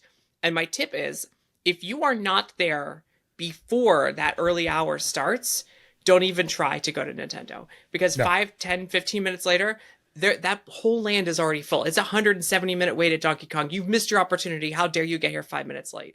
Now, if you're at the front of the back, I compare it to is like the old school like rope drop at Animal Kingdom going to Pandora Land. Yeah, it is like people just, and it's also, by the way, the same like walking distance. I just want to say also to get to the first land. To go to the left. Bizarrely, so much walking to get into the park. It's like worse than Epcot. Like, it's wild. If you have a annual pass, premier pass, do the free valet, because it's in front of all the parking. Valet you right behind the candy store. Like, it's perfect. It's right there. It's really, really nice. But the my gosh, the walk into the park, and the lockers up front. It'd be like having lockers at like the security entrance of Epcot, and you being in World Showcase being like, oh, I gotta go get something for my locker. It is grueling to get all the way up to the front of the park. That is what the lockers are like at Epcot, to be fair. Like, it's they're under Spaceship Earth. They're at least like people at least a little bit closer. People think Epcot, like people think Epic Universe is big. Epic Universe is like the size, like if you're in Celestial Park, that the distance from the center of Celestial Park to any of the four portals and to the front of the park, the distance from the Helios Grand Hotel to the front of the park is still less than from the back of World Showcase to the front of World Showcase. Yeah, because they filled it in. It's like a Boston cream donut versus a donut with a hole in it. I'm talking not of all of Epcot. I'm talking of the back half of Epcot. Oh, I was standing in Epcot the other day, and I'm looking around, and I'm like, this is like 5 times bigger than Epic Universe, like the usable space that you can see. Like once you go into a portal, oh, look, there's a whole nother like theme park back here. But when you're standing in Celestial Park, everyone, like, you're imagining it as being like so far to go. It's like, it's a 3-minute walk to cross over. It's not bad. We're paving Rivers of America, so just hold on tight. We're going to pave the Epcot Lagoon too. Don't worry. Hey, unlike the Fountain of Nations, we have fountains here. Yeah. Just pave the Epcot Lagoon. Put a couple fountains in. Put a carousel, a couple flat rides. You know, like, my God, we just need more flat. And my biggest complaint about, and we're not even getting into the lands yet in this episode, but my biggest complaint about Epic, by and large, is that there's just not enough rides. There's just not enough rides. Well, yeah, it's Islands of Adventure when it first opened. It's the exact same number of attractions. Yeah. It has that. I can't wait. It desperately needs another 2 portals, in my opinion. Like, it desperately needs another 2 rides, and then we'll start talking about more portals. Well, I mean, the 2 portals I figured would offer that, because Harry Potter Land is a ride. Wouldn't it be nice? So, like, here's the thing, portals like that. This show. That's true. That's true. By the way, I saw the show. And first time I saw the show, it went down in the middle of the show. They had to do a show stop. And then the second time I saw the show, one of the acrobatic acts just wasn't in it. And the show went on with all the backup dancers, but the broom girl just didn't appear. The wires were down. Interesting. Yeah. I would say, though, that like we also don't know what this park looks like when it's operating fully. I understand that there's not enough rides, period. But like there's also not been consistency, which is fine. That's part of it's early. It's technical rehearsals. Yeah. Okay. Yeah. Like, If it's this is not. if you it's not had open gone, yet. all I'm if you had saying been there, is- Nathan, you would see there were signs everywhere that it was technical rehearsal. This is why I haven't been there. It's because of the technical rehearsal. It's funny, people are excited that they extended the park hours till 10 p.m. for that first week. And I'm sitting here like, well, I know that Universal extends hours when they feel that the lines will be too long, because you have to get the same number of attractions done in your day. So like, yeah, you'll be here an extra hour, but that probably means you'll be in 2 of the queues an extra half hour. Like that's what that means. And it's not because there are going to be so many people in the park. It's because the rides are breaking down. Like you might wait an extra hour in this ride because it broke down while you were in line for it. Yeah, we built 2 Rise of the Resistances. Donkey Kong. No, we built 3 Rise. We built 4 Rise of the Resistances. It's how many Rise of the Resistances could Epic build? Monsters Unchained, the ride system works beautifully. It's all the animatronics. That's a lot of Donkey animatronics. Kong. I had a perfect ride through on my last visit, though. Donkey Kong everything has, fired off. It was gorgeous. Weirdly, a lot of ride faults for some reason, to the point where they turned off one of the best effects, and I'm mad about it. And it needs to come back. So like that ride closes a lot. Ministry of Magic doesn't work. So like I've been on that ride where it just completely craps the bed and everything could possibly go wrong, and that is a scary ride to be on when things go wrong, because that ride system is on a very weird gimbal that's like very, like if you're on the side of an elevator and the thing just decides to not work properly, you're like, what is happening? I don't understand. Like the lights are on and you're in an empty room just doing this, and it's like, stop, I'm so disoriented. Yeah, you're essentially on a race car with a scissor lift on top of it. It's insane. I'm really glad that Harry Potter has continued its legacy of when the ride goes down, it's the worst possible place to be. Oh yeah. Like you might be on your back on Forbidden Journey. This one is just like, well, this is just uncomfortable, and the other people are like, at least you're down there. So. Before we wrap up the episode, I really wanted to talk about the Chronos, if I could, for a minute, because all the portals are so unique to Epic, and they all have a lot of storytelling. And the Chronos is fascinating to me. Is there any like information about the? I mean, I get that it's like it's spinning, it's powering, all that stuff, but like in terms of like the icons and like its expandability, like what is the Chronos? Because it's not like, Islands of Adventure, we built a lighthouse and we put the logos of all the brands on it. And if we want to add another brand to it, we're going to need to build a bigger lighthouse or something. The Chronos is very specific, and I'm just fascinated by it. Well, you'll notice there's like green metal parts at the bottom. They can lower that, and then they can add more medallions. Oh, interesting. So they can essentially add and remove structures to all 4. See that part with the little sunburst there and that green part? You just lower that down a bit, and that stick in the middle where the icons are, add more icons. I see. Oh, I even see that there's a stick. They're waiting for 2 more balls to be stuck on it. Interesting. So it'll essentially turn from like a circular portal into more of like an oval, or just like an opened archway kind of thing. Yeah, just like that circle, that green part gets lowered. You just cut off the part with the little sunbursts. The sunbursts are pretty, but they're just there. They're just seat fillers. They're a filler at the moment. Yeah, I didn't realize that. What is the capacity? Because I know Epcot can take like 4 more countries. How many more pads can Epic take? There is 2 large expansion pads, one on the left, one on the right side of the park. The one on the left side is the size of Super Nintendo World, and has always been rumored to be an expansion to Super Nintendo World, which will double its footprint, which would bring it closer to something like How to Train Your Dragon, which has a very large footprint, but it doesn't build up, so like it's spread out. So we could get more Nintendo on that left side. Or is that the one that's by the candy store, you're saying? No. That's another one on the left side of Nintendo. I'm talking about the one on the right side of Nintendo. Okay, so one on the left side of Nintendo and Monsters. And that's okay. a full-size 8 Behind Oak and acre, Star, essentially. Yes, directly behind Pizza Moon and Oak and Star is a 8-acre expansion pad. And I guess where the living statue hangs out and like comes out, that probably that little where the circle portal is a future portal. Is the portal circle? They've even built the little circle there. That when you look into the concrete when you're walking around, you can see where the future portals will be stuck. Yeah, like it's pretty got a obvious. little courtyard already there. Yeah, already built into it. Yeah. They added some obelisks around that area just to fill because you can just see. Yeah, grass behind it. They're beautiful though. I love those obelisks. I hope they light up at night. Yeah, they're gorgeous. They're stunning. It's very. I just want to say, Celestial Park is very Pandora. In that, like, it's a bunch of artificial light, fake, like light flowers, fake light structures. Like, there's a lot of that, like they got those artificial, organic out of the swamp that light up. Yeah. It's very Pandora in a way. So on the left side of Nintendo is a small expansion pad, which I believe is just like for building a theater later, Celestial Park. So you can have like a multi-purpose stage show theater. And it's close enough to the entrance. There was a rumor before they even built the park that they would have a theater that you could buy tickets for on the outside and then also be access to it as a guest. Like Rainforest Cafe. Yeah, but as a theater. So like Broadway style shows. Can you add a park ticket to your bill at Rainforest Cafe? Can I just be like, like upcharge. Back in the day when you went to Red Robin, it was like movie and a dinner, yeah, I would love to be able to add one park ticket to my Rainforest Cafe bill. My accountant being like, good Lord, how did you spend $600 at the Rainforest Cafe? And then on the right side of the park is an expansion pad in between Stardust Racers and the Wizarding World that is technically larger than any of the worlds currently in the park. Whoa. It is an expansion pad that starts skinny and then gets huge It's a flag, all the way what from... we call in the industry a flag lot. And it is... what I would say is it's for the Lord of the Rings style, like the Harry Potter, the whale, they call it the whale. If they get an IP or they have a movie, like God willing, Universal makes a movie franchise that's actually big, that isn't Jurassic Park or Fast and Furious or Minions, like if they actually have a property and they're like, because they don't want to get blindsided like they did with Potter. When they did Potter, they're like, where do we put this? And they're like, well, we don't have any empty expansion pads. Where they're like, retheme this. It's the closest thing to Potter we have. They don't have to do that here. They have this giant whale, which is actually kind of shaped like a whale. And that would add a portal on the right. It could even be 2 different worlds. It's that big.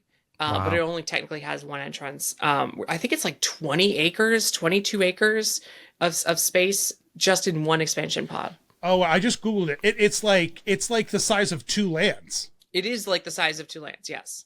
It is How to Train Your Dragon. Worlds. Wizarding World's 12 acres, Dragon is 14 acres, Nintendo is 8 acres, and Monsters is 10. Yeah, and this one is like what, 20, 22? 20 and a half acres. Yeah, there you go. And just Stardust Racers is almost 8 acres. Yeah, it's covering Stardust Racers takes up more space than Super Nintendo World. Yeah, but it's spread out. That's actually hilarious. That's so funny. So I'm looking at the map here. There's an expansion behind Dragonland. There's one behind Monsters. There's one behind Nintendo World, and then there are 2 worlds. Technically, that one for Dragons is not an expansion pad. It could be in the future turned into it. That's where they're launching the drone dragons right now. And they have a little pad there. I think the only one in permits that's actually listed as expansion is the one behind Monsters.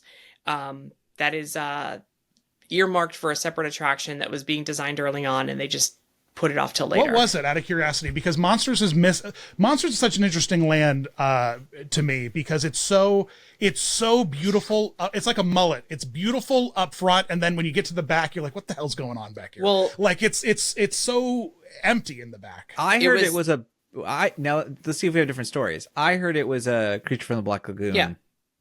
Jaws-esque. It starts getting swampy back there, and you get into the lagoon, and then that's why Tell me about it. When you're at Epic, it starts getting swampy back there pretty quick. It gets real swampy. The Curse of the Werewolf. Epic Universe, it's getting swampy back there. We got a lot of good T-shirts in this episode. So, yeah. I mean, it's accurate. The Curse of the Werewolf is in like a foresty area. Originally, that was designed as a theater show, and it was still like the village continued on. But as the village continued on, it got more decrepit and falling apart. And this was an abandoned part of the village. And now it's become the forest behind the village. And essentially, the boat ride would be this is the like lagoon behind the village. The Jungle Cruise. Yeah, there you go. You get deeper into the jungle. Long lost Epcot's Rhine River Cruise, except you get attacked. Deck, but yeah, and the boat Yeah. sinks. That was the patented technology for that, was that the boat sinks. Whoa. That like halfway through the ride and like someone would come and rescue you. That idea they keep trying to do, like Jurassic Park was someone comes to rescue you and gets attacked by raptors and shadows. Like the idea being your boat starts sinking and someone gets onto your boat to help save you and they get murdered by the creature. The other expansion plot is over at Wizarding World, which wasn't intended to be an expansion plot. It was supposed to be a second ride that they canceled. And now you have a giant plot of land behind the Wizarding World that is the same size as the Ministry ride. So they have enough What room was there the to second build ride they canceled there? a virtual reality broomstick attraction. Oh, like Flight of Passage kind of thing. Yeah, but like with goggles strapped to your head. Sure. Why not? Sure. Yeah. Interesting. It's interesting because they'll each land, now that you've mentioned it, has like a corner that you're like, nothing's going on here. Like like behind the French Ministry entrance, it's like That's right. It's like, I mean, it's like a stroller parking for people to go hide and vape in. Like it's like there's nothing going on. There's interactive wands and there's the bar. That's it. yeah, and the moonshine bar. Okay, Yeah. cool. That's cool. What do you think? Timeline wise, in terms of your expertise? And again, we had a whole Lost episode that we posted. You got to listen to it if you haven't, where Alicia breaks down the difference between Disney and Universal. Yeah. What do you think? Because Universal is so quick and easy to move, what will be will we be sitting on Epic for like 2-3 years before they even like be like, oh, we're doing something? Or do you think that something's already started and we don't even know? Because it's Universal and because they can move on a dime, they are probably sitting on ideas. They were supposed to do an expansion for Volcano Bay the year after it opened because they wanted to add more capacity. They're not doing that expansion until now. How long has it been open? Since 2017. And they only just now announced they're going to close for refurbishment. And I think now they're finally going to start on that expansion. Boy, I really feel like you're going to feel the capacity though at Epic more than you feel it anywhere else. It's going to squeeze you, man. It's going to squeeze you. Volcano Bay was using the Tapu Tapu to try to manage capacity, because if you're waiting in line for all the like the water coaster, you're going to feel the 3-hour line standing Not in line. anymore. Because that's where, without Tapu Tapu now, Yeah, I don't know feel what they're going to do. From the swampy back, I'm telling you, man. You're going to feel it's going to get you. The open back, swampy back of the volcano. So this is a situation where I could see them start building a new Nintendo attraction next year. I could see them adding something to the back of Wizarding World 2 years from now. I could see them adding something to Celestial Park 3 years from now. Whether or not they do those things is dependent on so many factors, but it all probably boils down to the initial reaction to Comcast seeing the recoup of the money they spent. Like, we spent $6 billion on this new theme park, and here it is now 1 year after, and we're supposed to greenlight this new attraction to be built, and you're telling me you didn't hit projections by half? No, you can't have this money. Is Comcast with their public earnings do a theme park division like Disney does, like their breakdowns? Do we know what Universal Islands of Adventure in Orlando like bring in for the parks? They talk about it collectively. They talked about the earnings for the parks, and they do usually break it down domestically and not domestically. But the earnings calls for Comcast always talk, at least briefly, about the current state of, because they had to with Epic. They're like, with Beijing, it's a similar situation where they spent $4 billion or $5 billion building Universal Beijing, and then COVID happened, and the restrictions there were tight. Yeah. Oh my gosh, I forgot about that. And for real. They only just last year on a Comcast earnings call did they finally say we're at full capacity for Beijing, and this park opened, 5 years ago. So that they're only just now finally starting to recoup some of the costs because they've been running at a loss for years. And Epic Universe, I imagine, won't hit projections like they're hoping, and it'll be a hard sell to Comcast to build more attractions unless they're contractually obligated by Nintendo, which one can hope, in which case 2 years we'll see new rides. I see. Okay, yeah. Interesting. Whew. We learned a lot in this episode. We learned a lot. Now, at the end of every episode, like we do all the time, we have our fun and tell moment. And so I just want to take a moment, because we didn't get to talk on it. Every land, asterisk, read the fine print, at Epic Universe has its own freestyle flavor. And so for my fun and tell this episode, I want to just take a moment, tip my hat to the second worst Coke freestyle flavor of the park, Celestial Spritz. The Aperol-esque orange soda beverage that you can retrieve from any of the freestyle machines located in Celestial Park, and they have some open ones, like you get at Islands of Adventure or at Universal Orlando, just kiosks of freestyle, and it is not good, in my opinion. It's not the worst of the flavors, and don't worry, we'll get there. Check back in on the Dark Universe episode, but it's also certainly not the best. Alicia, have you sampled Celestial Spritz? No, because I don't like gross soda. Is it Fanta based? It's no, actually, I would say Dragon Splash at Isle of Berk, spoiler alert, is more Fanta-esque than this. This is more, it's like a cross between like a La Croix and like an orange soda. So it's no, I'm glad. Okay, so the Celestial Spitz is what the Celestial Spitz is what it is for sure. It's not for me. It's very watered down orange drink.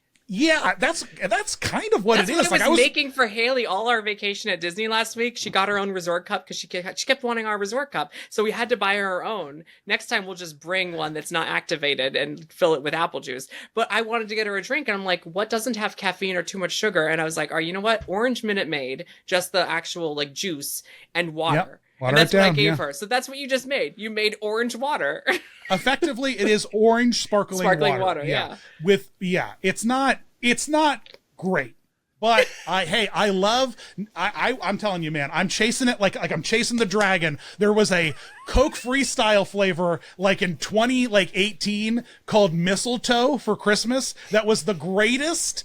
It tasted like Christmas. I don't even know how to say it. It was just the best combination of flavors, and I've just been chasing that dragon ever since. There is a what is it called? Yak Nog over in Isle of Berk that I need to try. That is supposedly Christmas.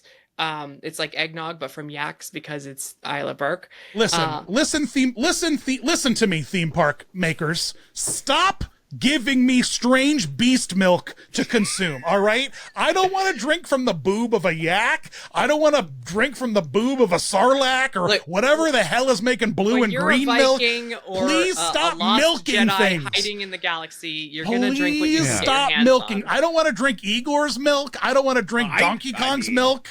I don't want to drink any of these people's milk. Please stop milking things. What is this segment called? Fun and tell. Fun and wine. Do I get to pick? Yes. What's the requirements for whatever you want? Whatever you like. I was just gonna say, while we're on the subject of drinks, I'll name one that I actually really like. And it's not in Celestial Park, but there are mocktails at every bar. And there are unique drinks at all the restaurants. And they are really good. They're like thinking outside the box. This isn't just like a Shirley Temple. In Dark Universe, at both the restaurants, the Burning Blade and Doss Steakhouse, there's something called the Monocane. And the Monocane... Yeah, baby. I got it. You have the souvenir. You have the souvenir flask. No, I have to go back now that they're doing the test tube thing. It's like the Doofenshmirtz slurp, whatever. It's an Erlenmeyer flask for those of you at home. It's not a test tube. But it's the one that for you science nerds at home. Yeah. Oh, but they do a sneaky bullshit trick. All right, they do a sneaky trick where the bottom of the cup, it's flat on the bottom outside, but the bottom of the cup on the inside is domed, so you get less monocane. I believe that's just to keep the cup steady so it doesn't collapse upon itself. No, is it plastic? Ma'am, there is a large base on an Erlenmeyer flask. It is the most stable of flasks in the science community. We did not need to stabilize it further. What's great is when I got it, it was like $8 because it came in a regular cup. So now it's like $20 and comes a collectible cup. But anyway, it's delicious. They warned me like it's really sweet, and I'm like, good, it should be. And it is sweet. It is sweet. It's like Baja Blast. Yeah, but it is. It's green and delicious. It is. It has a nice kick to it, and I am living for it because us millennials have stopped drinking by and large, and a good chunk of us are just California sober, and so we love a mocktail because it just like the hangover is just so like what is wrong with our parents? What's wrong with all the generations before us? I mean, I get it. They were depressed and anxious. That's a whole podcast. Self-medicating, but like they really beat themselves up with liquor, man. I gotta say. walk around a theme park and drink alcohol. I can't do anything and drink alcohol. I have alcohol maybe once a year. So like I was excited by trying all the different mocktails. There was one in Atlantic that was really good. It's like got ginger beer, whatever. It's interesting when they actually taste like a alcoholic beverage. by using like different spirits and things. There's some at Disney World right now that use spirits that taste absolutely nasty. And it's like, okay, I know you want to like taste like a real alcoholic beverage, but also not taste disgusting maybe. So all the ones I've tried at Epic Universe have been amazing. I've heard some really cool things. And I'm sorry. I was just gonna say, are you suggesting that Disney has made a poor mixed mocktail? That doesn't sound like the Disney I know. What's crazy is Did it have edible glitter in it? They made two poor mocktails and they put them in literally every resort. Like, well, don't worry. The lava colada. Like, I'm sure they'll fix this with the Spaceship Earth Hotel bar, so it's not a problem. I went to a media event and I tried some of the newer ones that they made, and they're amazing. So the mocktails are getting better. Maybe they're learning. They are. Man, Disney loves inviting you to media events. Take that, Universal. Alicia's over there talking about their permits too, but you know what? They let her in the door to shoot a laser at the new Buzz Lightyear targets. That's true. It's a highlight of my year, honestly. Future guest of the podcast, Trader Brandon, one of my favorite iconic creators and past Imagineers, responsible for Trader Sam's of all things. His wife, if I remember correctly, is responsible for beverage design at Universal and like Disney. Like she's one of like the beverage, like she calls up Coke and she's like, yeah, give me like slime, like Ecto Cooler or whatever, and like, but just call it something different. And then, like, it's so cool. Like that science of beverage art is. It's a fine line, and sometimes it's a slam dunk like Dragon Splash, sometimes it's a miss like Celestial Spitz, and sometimes it's a disaster like the Screaming Berry, which you drink and then you scream because you're like, what just happened to me? But more on those in future episodes of Fun's Epic Muff. But before, Nathan, what are you doing for fun? Before we end? So first of all, I've already spoke, I believe, about Walkabout Mini Golf on this podcast, which is my favorite episode of Lost. The guy in the wheelchair tries to play mini golf, and they're like, hey, mate, you can't go on a walkabout in a wheelchair. I'm just going to, he's got his mini golf club. It is special because he's in a special length. And he's like, mate, you can't. Crikey. Anyway, Walkabout Mini Golf is wonderful. It's literally my favorite game on the MetaQuest. It's incredible. And they constantly have new levels. There's a Wallace and Gromit level. There's a Mist level. There's a Meow Wolf level. They really have a lot of fun. And the newest one that they have released is, I think, really going to do good by those who are missing Dino Land, which is their Raptor Cliffs. Resort, which is a gift shop. They actually have real dinosaurs in it. They're not robots.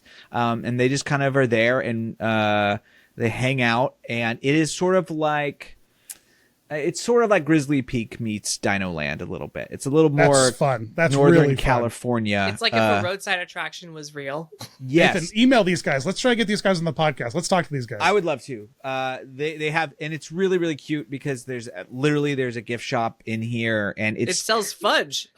Yeah, no, they understood the assignment 100%, because some of the knickknacks in there are exactly what you would get at a roadside. Dino turd fudge. Yeah. Oh, it's so fun. And then the dinosaurs are all very nice. They're all nice dinosaurs. There's a raptor, because it's Raptor Cliffs, who is playing around with a life preserver, because you can do a little bit of wading in the river, or you can do some pterodactyl gliding.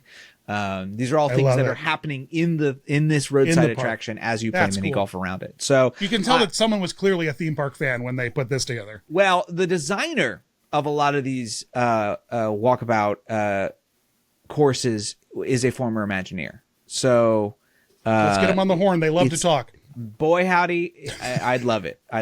Let's get him on the horn. That's awesome, man. That's really cool. Please always tell me when a new one drops, because that's awesome. Yeah. But and also let me know when you do need to have a MetaQuest. The 3S, which is it's got the power of the 3 with sort of the optical of the 2, except it's the pass through, which is when you can see your own house and do stuff in it, is much better. The cameras are much better. It's at a price point now that I really think it's kind of worth having. I think there's a lot of park tickets. 2 theme park tickets? 1 theme park ticket? It cost me, when I got a new headset, like rest thing for it, which you just definitely need, and I got an extra battery pack, and the whole thing cost me $400. It's amazing So, how I look at two that theme and I'm park like, tickets. $400, I can't afford that. Meanwhile, I bought 12 individual tickets to Epic Universe in the next month just because they're not selling annual passes yet. Well, Yo, I can't wait for you to check out June. It's so wild what they're doing with June. I think you were tweeting about it where they just like locked down June. Yeah. They're like, There's we're not no more selling tickets tickets for for sale. June. No more tickets for sale You for can June. technically get it if you get a 3-day multi-ticket with only 1 day at Epic. That's the only okay. way you can get it. And it's just some I bet the dates. park's going to be real nice to be in June. I bet. I put money on that's going to be real nice. What's Dan- funny is that it go already ahead. had a slightly lower capacity ramping up till July 1st. I think they just shut down ticket sales. I don't think they sold out. I think they shut down ticket sales because they're afraid that the issues in technical rehearsals are going to continue. And instead of having complaints from 22,000 people, now they only have complaints from 17,000 people.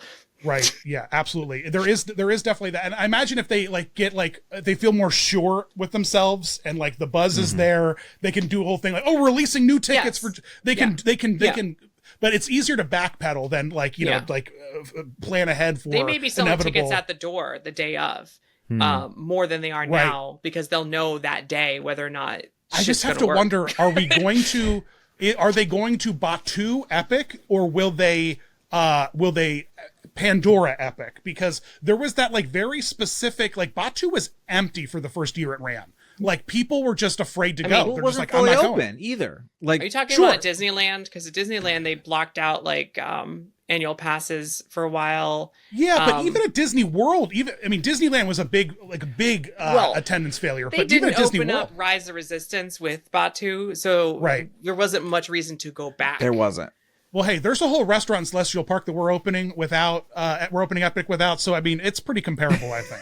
That's a phase 2. It's just exactly the same as Rise of Resistance. Let me ask, as we finish here though, let me ask you both, because you've been, and this is sort of our entry level episode, right? We're entering the park.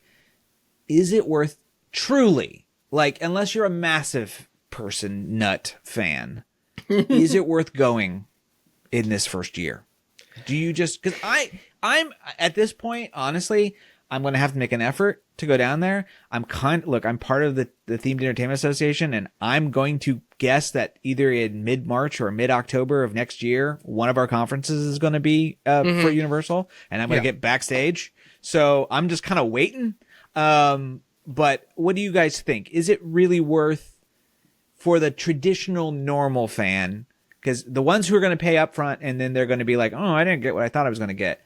Is it worth it yet? Or should I'll let we you wait? answer, Alicia, first.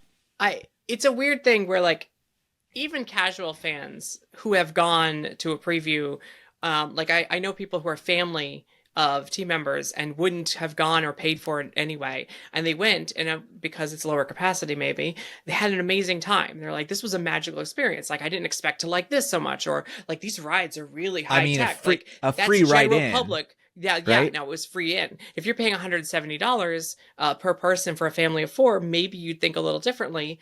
Now, if you're already here on vacation and you're already going to Universal Orlando for like 2 days or whatever, and you're buying that 2-day ticket, I think it's worth it to add that 3rd day to Epic Universe and skip out on SeaWorld. Like, I do think it's worth going once if you're already coming to town and but if you're a huge fan, you're already coming to town for this anyway. I do think it's a magical thing to go to a new theme park in its first year. I do think the energy is different. I do think a lot of the entertainment and characters that we'll see around the worlds will be cut. I do think that or change. Like, yeah, if they got rid of something like Igor, I would be devastated. But at least I got to see him when in his prime. Like, there are things that I can't imagine they'll get rid of.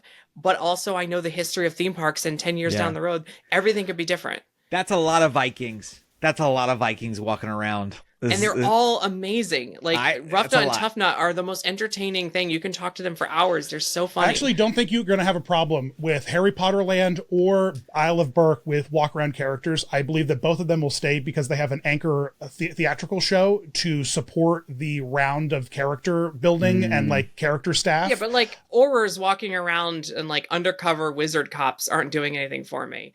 Like, I don't know if they're necessarily going to stick around. But if you have a or small I'm not sure conversation, about exchange students and like Wand Madam, definitely staying. they're doing amazing stuff. They're getting. I just think the undercover wizard cop. No offense to him, he's too good at his job, and we're like ignoring him in the background. Okay. Well, now we see where Alicia stands with cops. That's good to know. Thanks, Alicia. But they've already started, like, rides change. I went to the grand opening of and the cast preview for Animal Kingdom, and Countdown to Extinction like got neutered a week later. Like you'll never be able to experience Countdown to Extinction at its extreme like motion profile again, except you went to the first week. Like, that's to a Alicia's big point, difference. Even if you are a casual fan, my biggest piece of advice for anyone going to a theme park is like, just do the thing that will give you the story.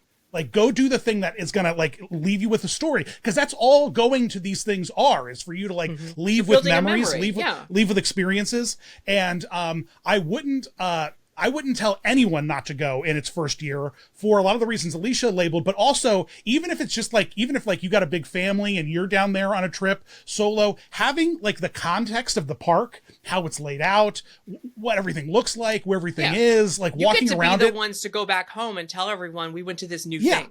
Like, absolutely. That's bragging rights alone right there. Mm-hmm. And it's different than going next year and everyone's seen it. Yeah, I'm in Alicia's boat where like I was at a team member preview and I got in for free and it was really great. And I only got to do 3 things. And then I paid for a ticket and I went with my girlfriend and I had a great time. But again, I only got to do 3 things. And so it is almost a 2-day park. Like it's a hustle park. Because you have to, none of the lands, and I mean, again, it's the Alicia episode, let's just say it. None of the lands connect in the back like Disneyland or Magic Kingdom. Like, you have to re-enter the middle of the park. You have to re-walk to the middle of the Epcot Lagoon in order to visit any of the other countries. And there's a lot of like movement. There's a lot of travel. There's a lot of zigzagging because of that, unless you're really dedicated to be like, oh, I'm going to stay in this land. But even then, if you're trying to hop on rides and stuff, you can't do that because you're trying to do this. So you just go in there, like ready to like have an appetizer sampler of a theme park, have fun, try it out. And it's really cool to be in some place where everything's new and everything's fresh and everything's like crisp and attentive. What's crazy is I went with my wife. I forced her to go. She did not want to. She hates Universal rides. They all give her motion sickness. And I was like, listen, we're already going opening day. Let's do this as like a preview, like low crowds. Let's enjoy this. But we went on a Saturday. Turns out that is not a low crowd day, even during previews. Most of the lines were an hour, 90 minutes long. You YouTuber with your flexible work schedule, not understanding that people work a 9 to 5 Monday through Friday. I'm usually there on a Tuesday and it's dead. And I go there on Saturday. You detached psychopath. We did every single attraction we wanted to do. We even did Ministry. We did Monsters. She will do Monsters Unchained again, but she will never ride Ministry again. She's like, I can't stand this floatiness the whole time. And she hates Forbidden Journey, but Monsters, it's okay. And I was like, thank God, because that's my favorite ride. We did Hiccup Swing Gliders. We did Mario Kart. We did Yoshi. We did everything that was on our list. We ate at 2 different places. And we waited 90 minutes for rides. But that's a normal theme park experience. Like, luckily, when things broke down, we just did other things. At half capacity, just so we're clear.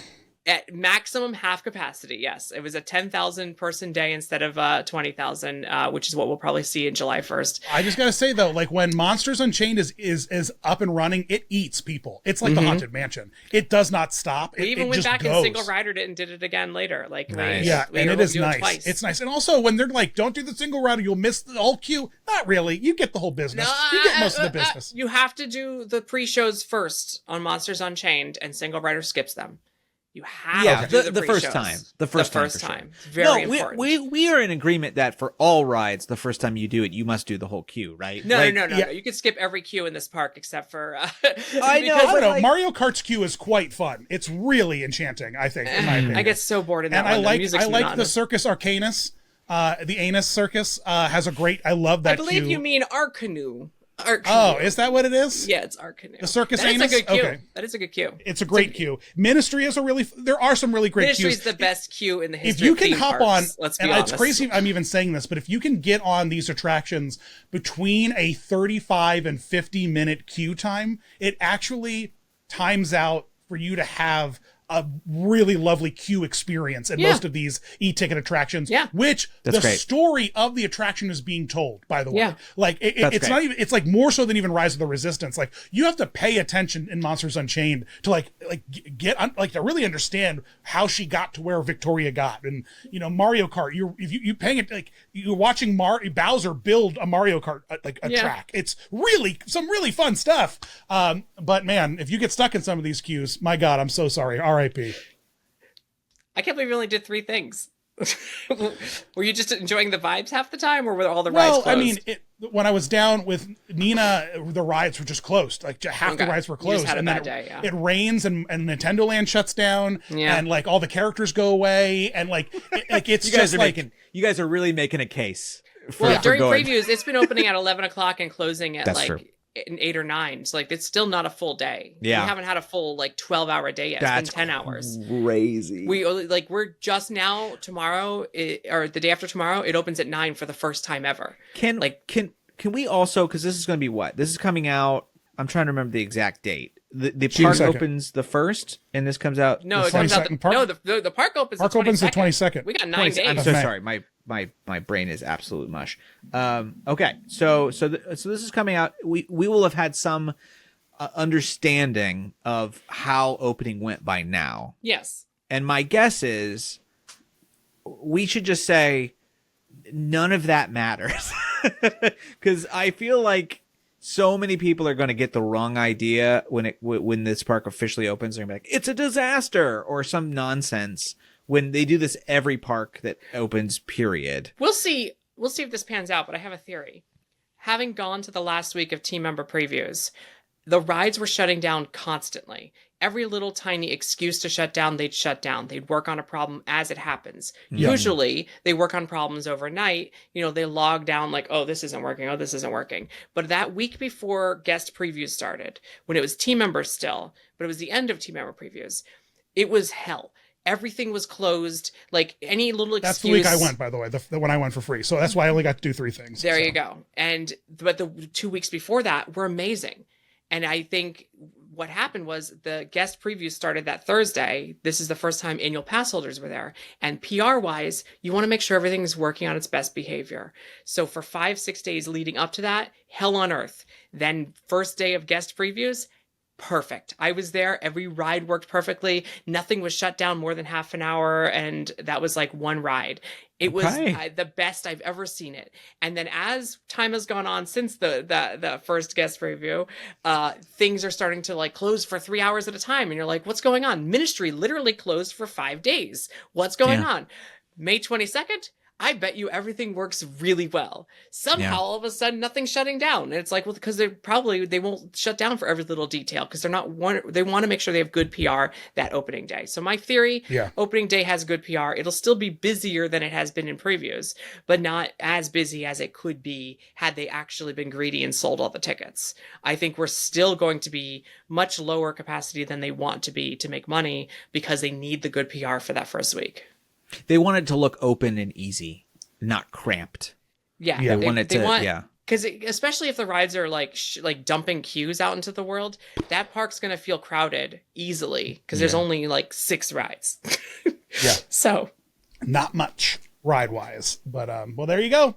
Celestial Park, all recapped by the queen of epic herself, Alicia Stella. Thanks so much, everyone, for joining us. You can find Alicia at Orlando ParkStop, or is it Theme Park Stop? What are we doing these days, Alicia? It's Theme Park Stop is the total brand company. It's Theme Park Stop on YouTube. The website is still OrlandoParkStop.com. I was supposed to rebrand it last year, but I had a child, so. Yeah, you're procreating. Busy. You two both go to the social media influencers who have weird names they got to figure out completely how to make it work conference, right? Is that? Yes. Yeah, that's one of the meetings that they have there for sure. 100%. Just remember, it's Park Stop. Whether it's theme or Orlando, You it's can- just Alicia ParkStop. ParkStop. You just put in Alicia Stella. I can guarantee you're going to get where you need Yeah, to You're go. gonna find her. You're gonna find her. I am the brand. Just look She up is the Alicia brand. Stella. Make sure you send us all of your questions, concerns, and theme park confessions over to funfunfunpod@gmail.com. You know what? I'm really looking forward to your theme park confessions. Have we gotten any yet? No, we've not gotten any theme park confessions, but I was going to say we will do a whole Epic Universe answer bag episode if there's enough questions to answer. And right now I don't have any. I mean, we haven't really asked, but we have no epic questions. So if you have epic questions about Epic Universe, not just grand questions, funfunfunpod@gmail.com. And we also have an Instagram. We do. And a new TikTok that I have yet to make, but in the future will be made. We'll get there. And do we have a Blue Sky, Nathan? Are you going to Blue Sky us? I haven't yet. I haven't decided. Let Nathan know if you're on Blue Sky and you care. All right. Yeah. Because nobody is. No one's on Blue Sky and no one cares. I'm on Blue Sky. I love Blue Sky. Alicia.social Yeah. on Blue Sky. My life is Well, there far you less go. toxic. So. Is it? Yeah. It's great. Come to Well, Blue Sky. Social media is the devil. Thanks for listening, everybody. It's been Bye, great. Captain Cacao. Podcast is over now. Bye.